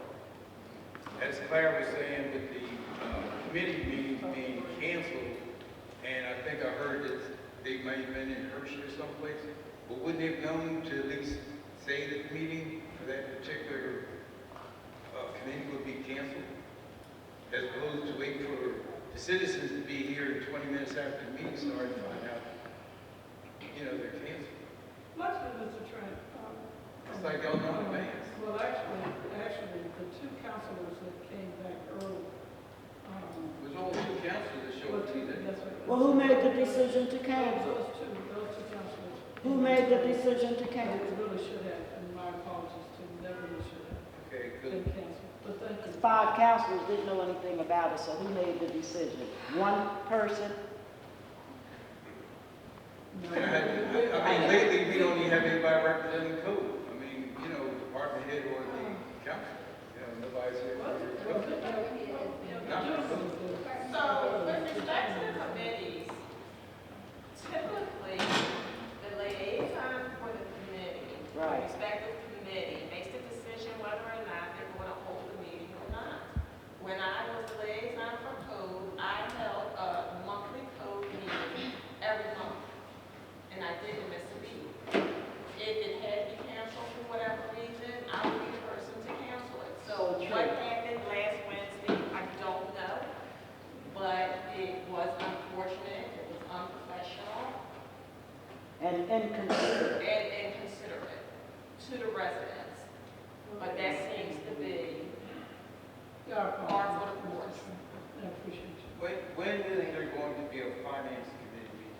Yeah, that's what I Never. No, I know you said Mr. Nichols will have a presentation. That's Well, different. it's not than just a that. presentation, it is a thorough finance committee meeting that will answer all questions related to the budget and expenditures year to date. On the website, it says that all committees meet at the same time on Wednesday, including finance. No. That's on the website. That has not been happening. Yeah, you have to, it's a lot bigger than just coming together, talking about a few things. Yeah, I know. We want to see. Previously, I used to come to the finance committee. So how would we, I mean, everybody knows all of us. Can we hear you, Counselor? We can't hear you.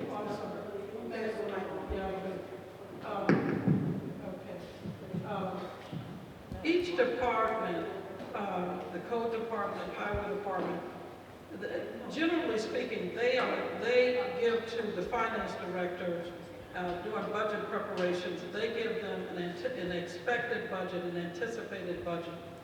What is important is not to necessarily just sit down and not have, comprehensive information to provide to you. So if, for example, Jeff's department, highway department needs to hire 2 new employees, how is that going to impact his line item year to date, June 2022?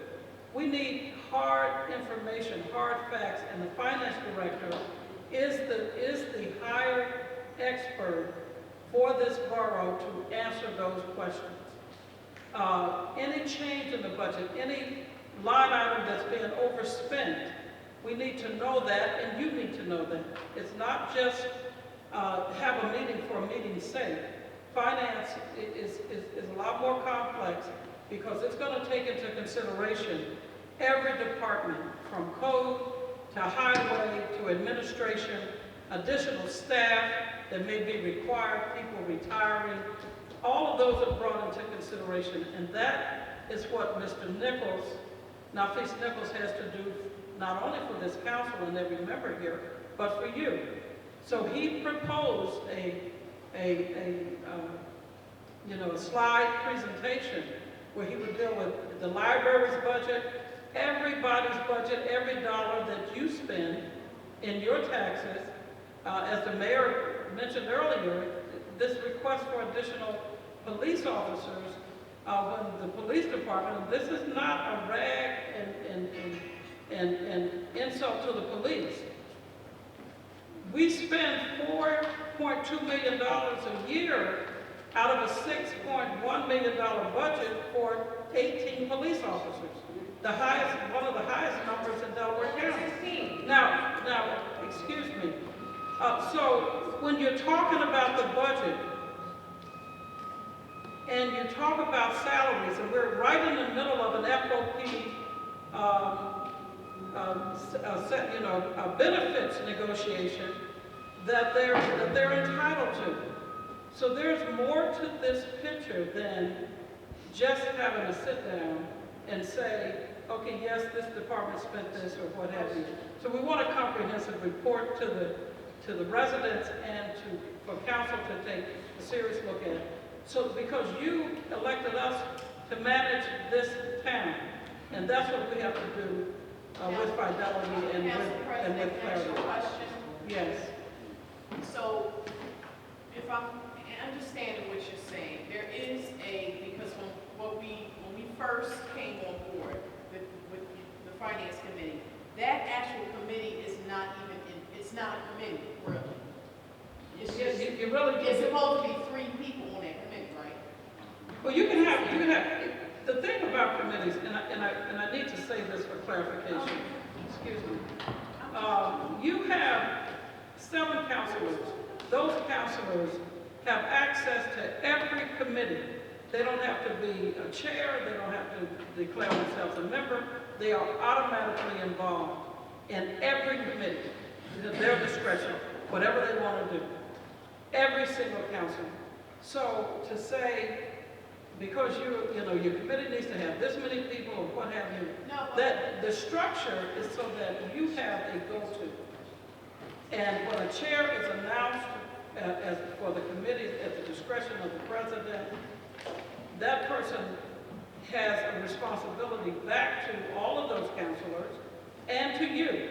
So, and we are the conduit between you and those appointed positions, those administrators over those departments. So when you have an appointed person like Mr. Nafis Nichols, as a consultant, as a finance director, as a treasurer for this municipality, he is required and responsible for those reports generated and presented to you and to us. So Mr. Nichols is going to do that, and he'll put it in layman's terms so that we're able to look at where we are and where we're going. Because we can't arbitrarily make decisions to spend taxpayer dollars without full accountability of those dollars. But my question is, if there was a regular committee meeting whenever we were supposed to meet on Wednesday, then we wouldn't have so many questions at the legislative meeting because it would be an ongoing conversation. Also, if For a regular basis. someone answered emails, perhaps we could have more questions.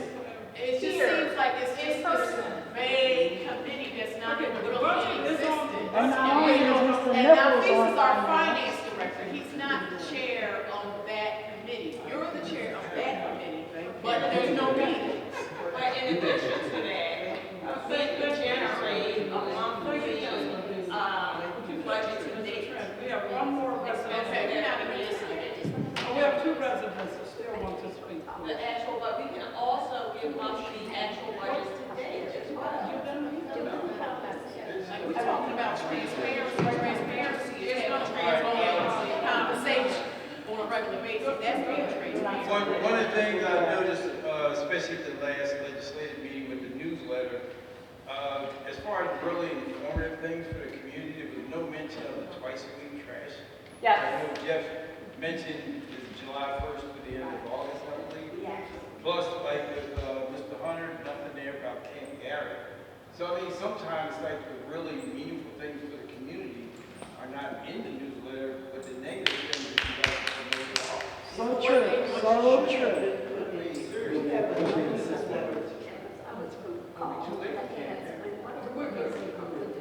And I don't know if Mr. Boggs can answer, is there any conflict when you have a search looking for a new chief and there's a possibility that Chief Papara will win his suit? Right. Or come back as a chief? Right.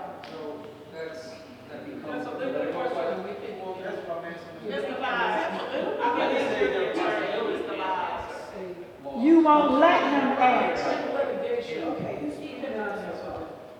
I'm just saying, you could hire Mr. me. Vaz, And we can't speak to that. We can't speak. You know we can't speak to that. Okay, Liz, you're time. So I was looking at old meetings, and it's very interesting what about face President Council has made since she was last President Council. You have to stick to the agenda. Everything's an agenda. Right, really try to silence me, don't you? So, last time we became council president, we were in the same scenario now. We were short police officers. The mayor sounded the alarm, and President Council Harris, oh no, strong arm robbery apprehension. I support the mayor. The mayor has a list of, he recommends Officer Stevens, this, that, and the other thing. Lorraine Johnson, oh yes, we need safety, we need to hire officers. President Council Harris, oh, criminals are emboldened, crime is happening. And we can't ignore the chief's warning, we need to be proactive. Lorraine, something's wrong, you don't see the problems, we must be safe. What has changed from 2014 and now? I didn't highlight three, I figured you would, find it yourself in the mayor's report. What is your question? My question is, what has changed between 2014? Why are you throwing the community under the bus? This is my 3 minutes, why are you When council is ready to hire, and not when you want us to do it, okay? Excuse me, this is my 3 minutes. Oh, that's a president. That's what we're going to do. Yes, We are going to keep stop talking. We are going to keep Gabe. Respect. You are keeping Two Gabe. presidents. We have been down 5 officers since the beginning of the year. And what happened the following month after that 2014 meeting? The following month, we hired 4 officers immediately. Next month. Motion to appoint Amanda Green. Motion to appoint Duncan Smith. Motion to appoint Robert Wellbrook. Isaac, you changed too. Back then, you were really upset that a borough manager got hired without a resume. You demanded to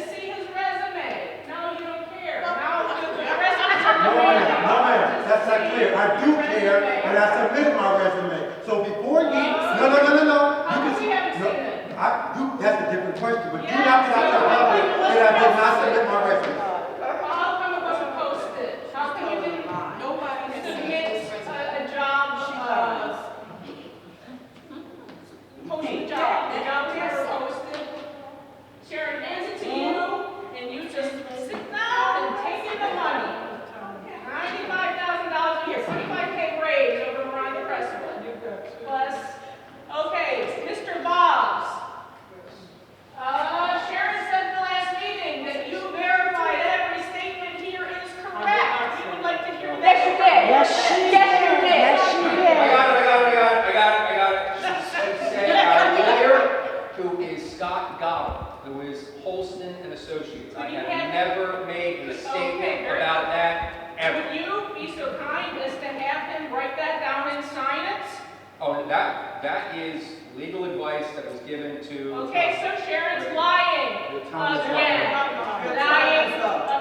Then you get a signed statement from him saying that he verified that it was a fact that the mayor was asleep at the job. Verified that when he removed a part of the sentence so as to completely change the meaning, that is still a complete verified fact. And when are you going to honor the chief's contract and pay him the 776 hours you owe him? How are we expected to bring in officers when the borough cannot be trusted to honor the contract? You owe him 776 hours for vacation time, comp time, sick time. It's in his contract. How are we going to hire anybody else if you don't honor contracts? Who else is up to speed? That's it. Thank you, Liz. Thank you, Liz.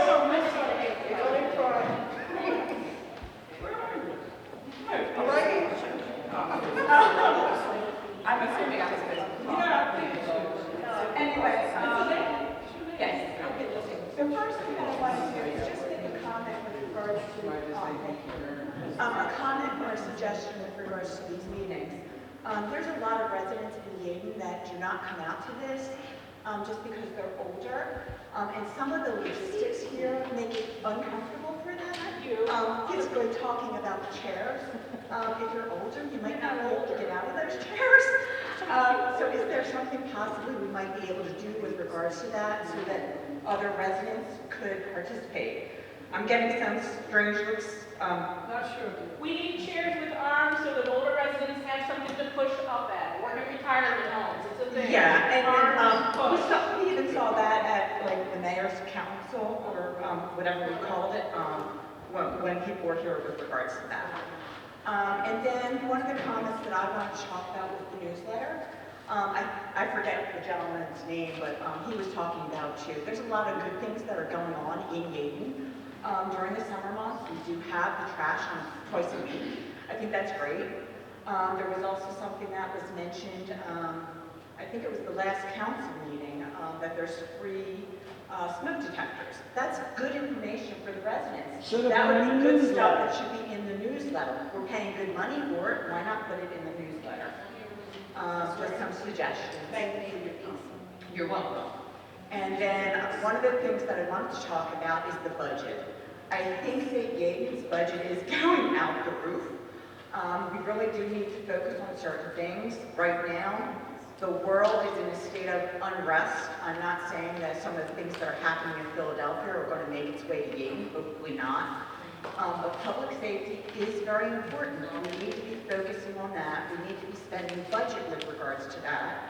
Right now, I believe that the police force is understaffed. The police chief just made a suggestion with regards to having 2 part-timers hired. That would be great. I think that there's still a freeze with regards to the police. We need to take a look with regards to that because public safety is very important. Not everybody is as able to be aware of their surroundings and watching what's going on. So I think that some of the residents are doing it for other people, but we need to have police to actually take care of that. Then I have some questions with regards to, because when the solicitor was talking, I wasn't able to ask the question. So one of the things was that we were going to be looking at 3 organizations to help with regards to the selection of the new police chief. Can you give an idea of what that's actually going to cost the borough with regards to hiring one of those agencies? We have to first decide, as we were talking, we have to first decide if we're going to go the route of an individual person or one of those people, and that's going to be part of that conversation. Is there a possible range, like between 5,000 and 150,000? Any thoughts with regards to how much? 50,000? 75,000? I would imagine. You can't expect it. I can't put a number on it right now. We have to engage them. They have to know some things about us. Starting that process, as you know, when you talk to somebody who they think that you're going to give them money, now there's an extreme dialogue. So before I do that with all 3 of them, I want to get council's idea as to which one do we engage first, or do we go with someone that would probably be cheaper than a firm, but there would only be one individual. So once that decision is made, we hope to have all of this on the agenda for the legislative meeting. When are we going to get a search party for a borough manager and not an interim? I'm sorry, what was that? When's the search party for the borough manager, not the interim manager? Suppose that would be wanted. Well, I have another thing. You said that we're going to, well, it was a question, because you didn't allow us to ask questions with regards to the overall budget. Very concerned about that. So are we going to find out where we think we're going to end the year? We're going to be right now, currently, we're right at no department, no line item is over. We have alarms, I ask questions, I watch the spending, so rest assured, this night, there's no overblown, any department that's 5,000, 10,000, it doesn't Right, but exist. I'm saying the forecast at the end of the year. We're doing fine. We're right on point. Are they? You have to wait on the finance director to make his report. Okay, that's fine. But generally, any business looks with regards to their overall, no, any business looks with regards to the end of the year and doesn't forecast. No, it's not my opinion. That's your opinion. That's how county managers operate. Thank you. Thank you. Ms. Lee, please. Thank you.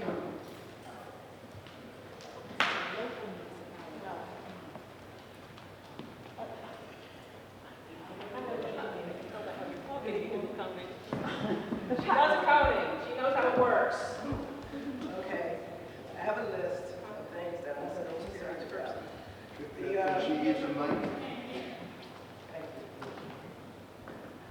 The March 7th meeting agenda is still missing with those minutes from the webpage, and I don't know why. I was there, so I know there was a meeting.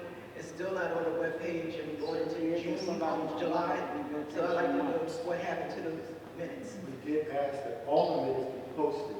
They're not there. March is not there. And I said that last March. I did ask her the last time we made that point, so I'm not very happy that they're not posted. Yeah, they're not there. And I also have one question, because I really don't understand this. When we have the citizens forum, and I go back and look at the minutes that are posted, in particular January 20th and February 15th, what happens when it says on the minutes that the recording was garbled or didn't take place?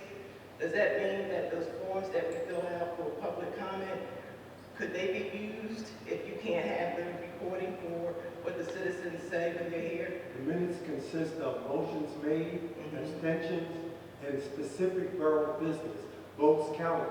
But conversations between the public is not what is considered the minutes. It's on other minutes. It's a whole list of where residents have commented.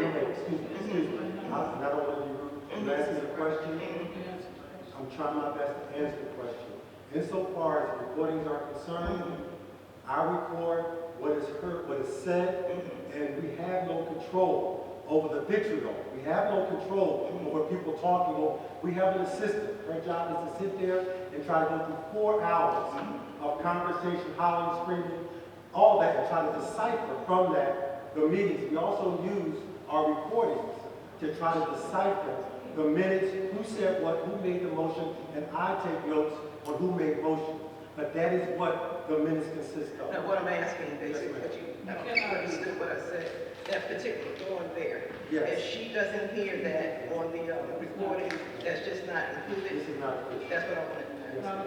Okay, so. So, going towards Chester Avenue, where people have to wait for the trolley, it's dark. All right, And so what was the other street, the street around the corner, Sarah. I come down there, yeah, Sarah, dark on Sarah Avenue too. Okay. And what makes it so bad, on those streets, they're one way, going towards Chester Avenue, so by them being particularly dark, if people park. White, I don't know if it's like up here. And what happens when people park near the corner, it is dark, you can almost sideswipe their car because it's not proper distance. So you said on those two streets, Gate and Duncan, dark. 1100? No, 1000. So I usually come down at Gates, and I usually take Duncan because it's a stop sign there, sometimes I have a chance to get on Chester Avenue. So that's a concern. That's why I wanted to know if someone was going around at night that is capable of seeing at night, looking at the streets. You know, we had this lighting put in a few years back. Well, what we did was not good. Our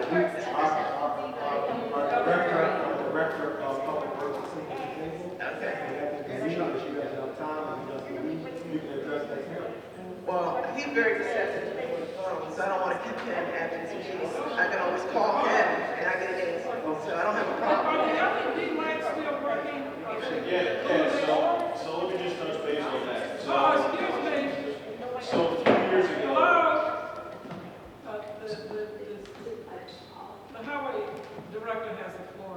So a few years ago, before I started, there were high pressure sodium fixtures. They weren't the most, cost effective or energy efficient. PICO came in and did an energy audit. From that audit, they looked at what the wattage and the lumens were getting produced off the high pressure sodium fixtures, and then they pretty much just converted it to the LEDs. What I noticed, I've been here for 2 years, it is, a little bit, dark in some spots. So we have the option of either increasing when we go to, phase out these LEDs and maybe purchase more for stock, go with the lumen count that's on average for residential, I think it's around 10,000 lumens. Anything higher, residents tend to complain. So 10,000 seems to be fair, so I have been doing that. Another thing we have to take into consideration when we go to add fixtures, every time we tap, it's called a tap, we tap in the PICO, their service lines are billed from the Borough increases. So we also have to take that into consideration.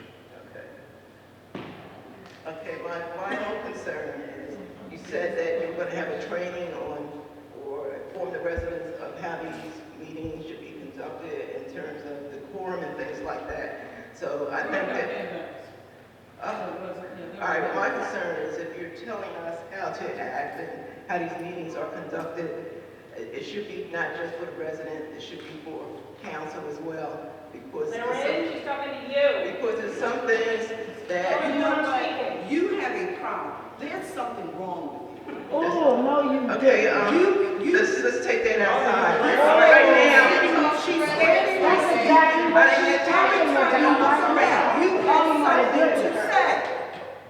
okay, my final things, my final two things are, I have questions. So is this meeting going to be, in terms of handouts from Robert's Rules and the Sunshine Act? No. We will have general information on the borough code and the function of councilors, mayors, presidents, etc. Because a lot of the things that I'm witnessing and hearing and reading, we're not doing here. We're not doing. And finally, public safety, that's a big concern because I notice things aren't like they used to be since we not know the chief, but I don't feel safe out here anymore. I don't do my walking at night anymore. Unfortunately, I have to drive out of this area to Springfield, whatever, so I can ride around and feel safe, and I don't like that. And I'd like to know what's going to happen with the police. Are they going to be hired in a timely fashion? And when you do your newsletter next time, the things that would help that I pass on to my adult children is the safety list that the chief gave us and it's on the website, and I think that should be included in the newsletter. Like Councilperson Beatty said about leaving her earbuds on the street. That means somebody must have really been looking in that car when those were wrong. Yeah, so we need to have those kind of items in the newsletter. And what is the next newsletter? Don't have a date right now. But it's Little bit before. quarterly, right? Okay. What is it? Before The next newsletter. Before the.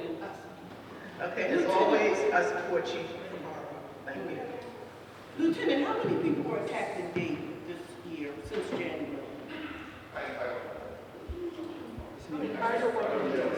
Are there any, I actually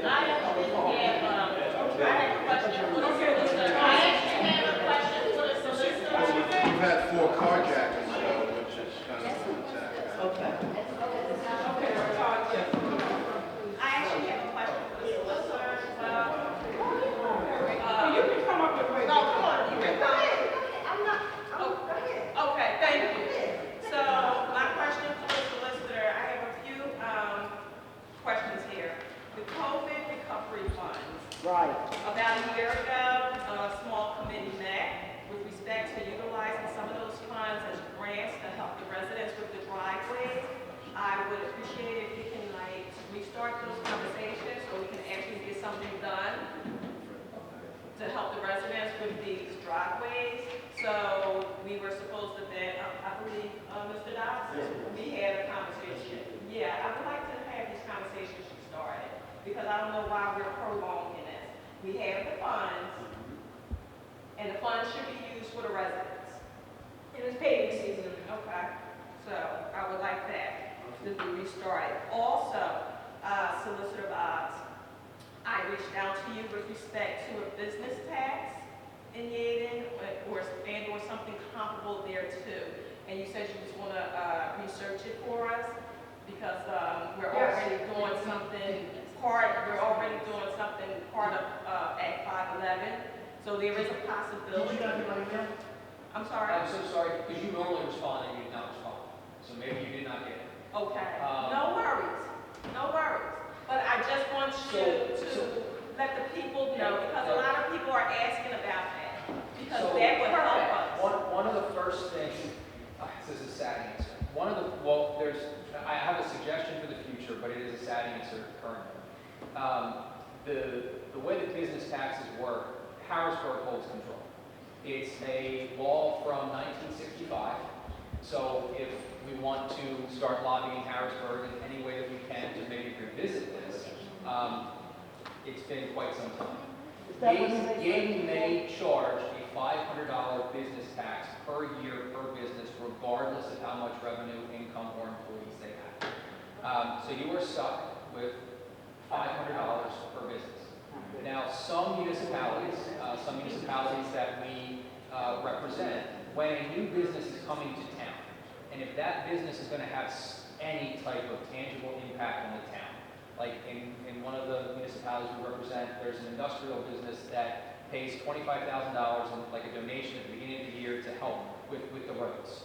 So when businesses come in and you're going to zone for them, or you're going to give them a permit, you're going to let them operate here, you can collect the $500 yearly tax, and you can talk to them about an arrangement if their business has an impact on the community or the environment, especially the environment. Right. Now, if it's mom and pop and they go to retail, but if somebody's coming in that is going to have trucks, or going to make a roadway, or going to do something, maybe they can contribute to the town in a positive way. So we do have some options.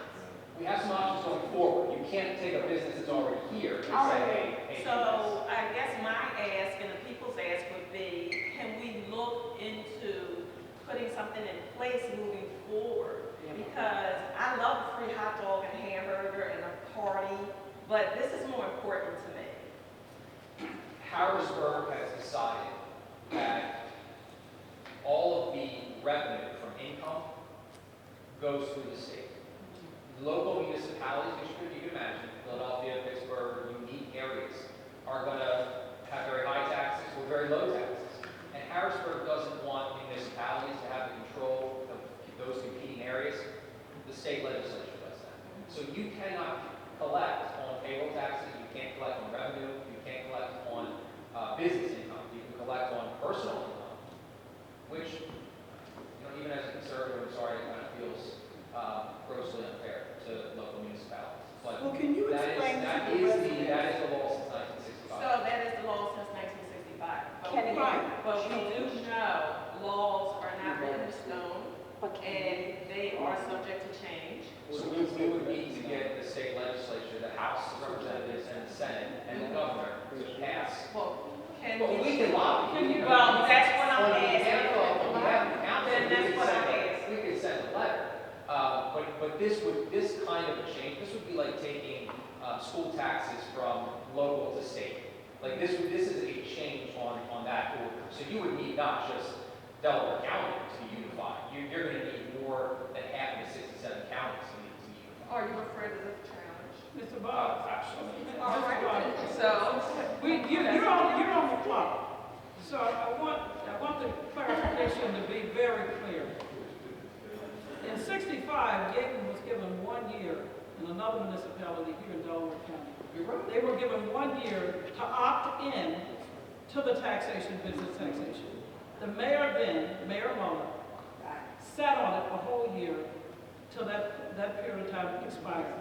And hence, we were barred from collecting business tax since 1965. Yeadon Borough is one of the municipalities in Delaware County. I forget the other one. There are two that do not have the benefit of Upper Darby or Springfield or Alden or anywhere else that receive business tax, business privilege tax. And we have businesses located in the industrial parks that make hundreds of millions of dollars a year. They utilize our police, they utilize our roads, and we cannot collect any dollars. Nonprofits like the Fitzgerald Mercy Hospital or the nursing home, they can give a payment in lieu of taxes, which is almost nil. The graveyard, and we're surrounded by graveyards. They don't pay the dollar head and we're for not, everybody that's and we're buried. not even collecting the monies that we made agreements to collect, just like with Grace Court. We haven't been collecting the pilot payments. Who else have we not been collecting for? So this is what I say. Nothing beats a failure but a try. This is 2022. 1965, 2022. Nothing beats a failure but a try. They're getting ready to overturn Roe versus Wade. Mrs. Smith, I have a question for you. We have a dispensary that opened. Is it retroactive? Can we go, once the permit is issued, does that close the door? It was, when I was looking into this issue, that's what struck me, the hardest was we missed, at least our firm missed that opportunity by a few months. Yes, but that's the elephant in the room, that they're gonna have seven-figure receipts. There's nothing you can do with a $500 a year. Thank you. Okay, but Mr. Blige, you will try. We can have a further conversation. Can everybody hear me? Can you hear me? Can you hear me? Well, let me know. Okay. I'm sorry. So just a quick question. Oh, thank you, miss. Thank you. No problem.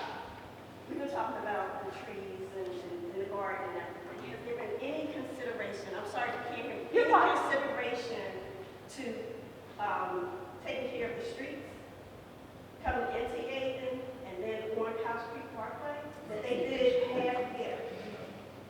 I mean, we want to You make it. can direct that question to the. Yes, to the- okay, let's go. Jeff, that keeps coming up. But, yeah, I mean, currently, going to be with the engineer, our paving contractor out on site. We're going to get estimates together. We have a few other locations in town where we have done sanitary sewer work that is eligible to get paid. So it's just a matter of making sure we have the funds in the budget, so getting together with the engineer, myself, our manager, as well as the finance director, to make sure we have those things in place. But it is my goal to get it done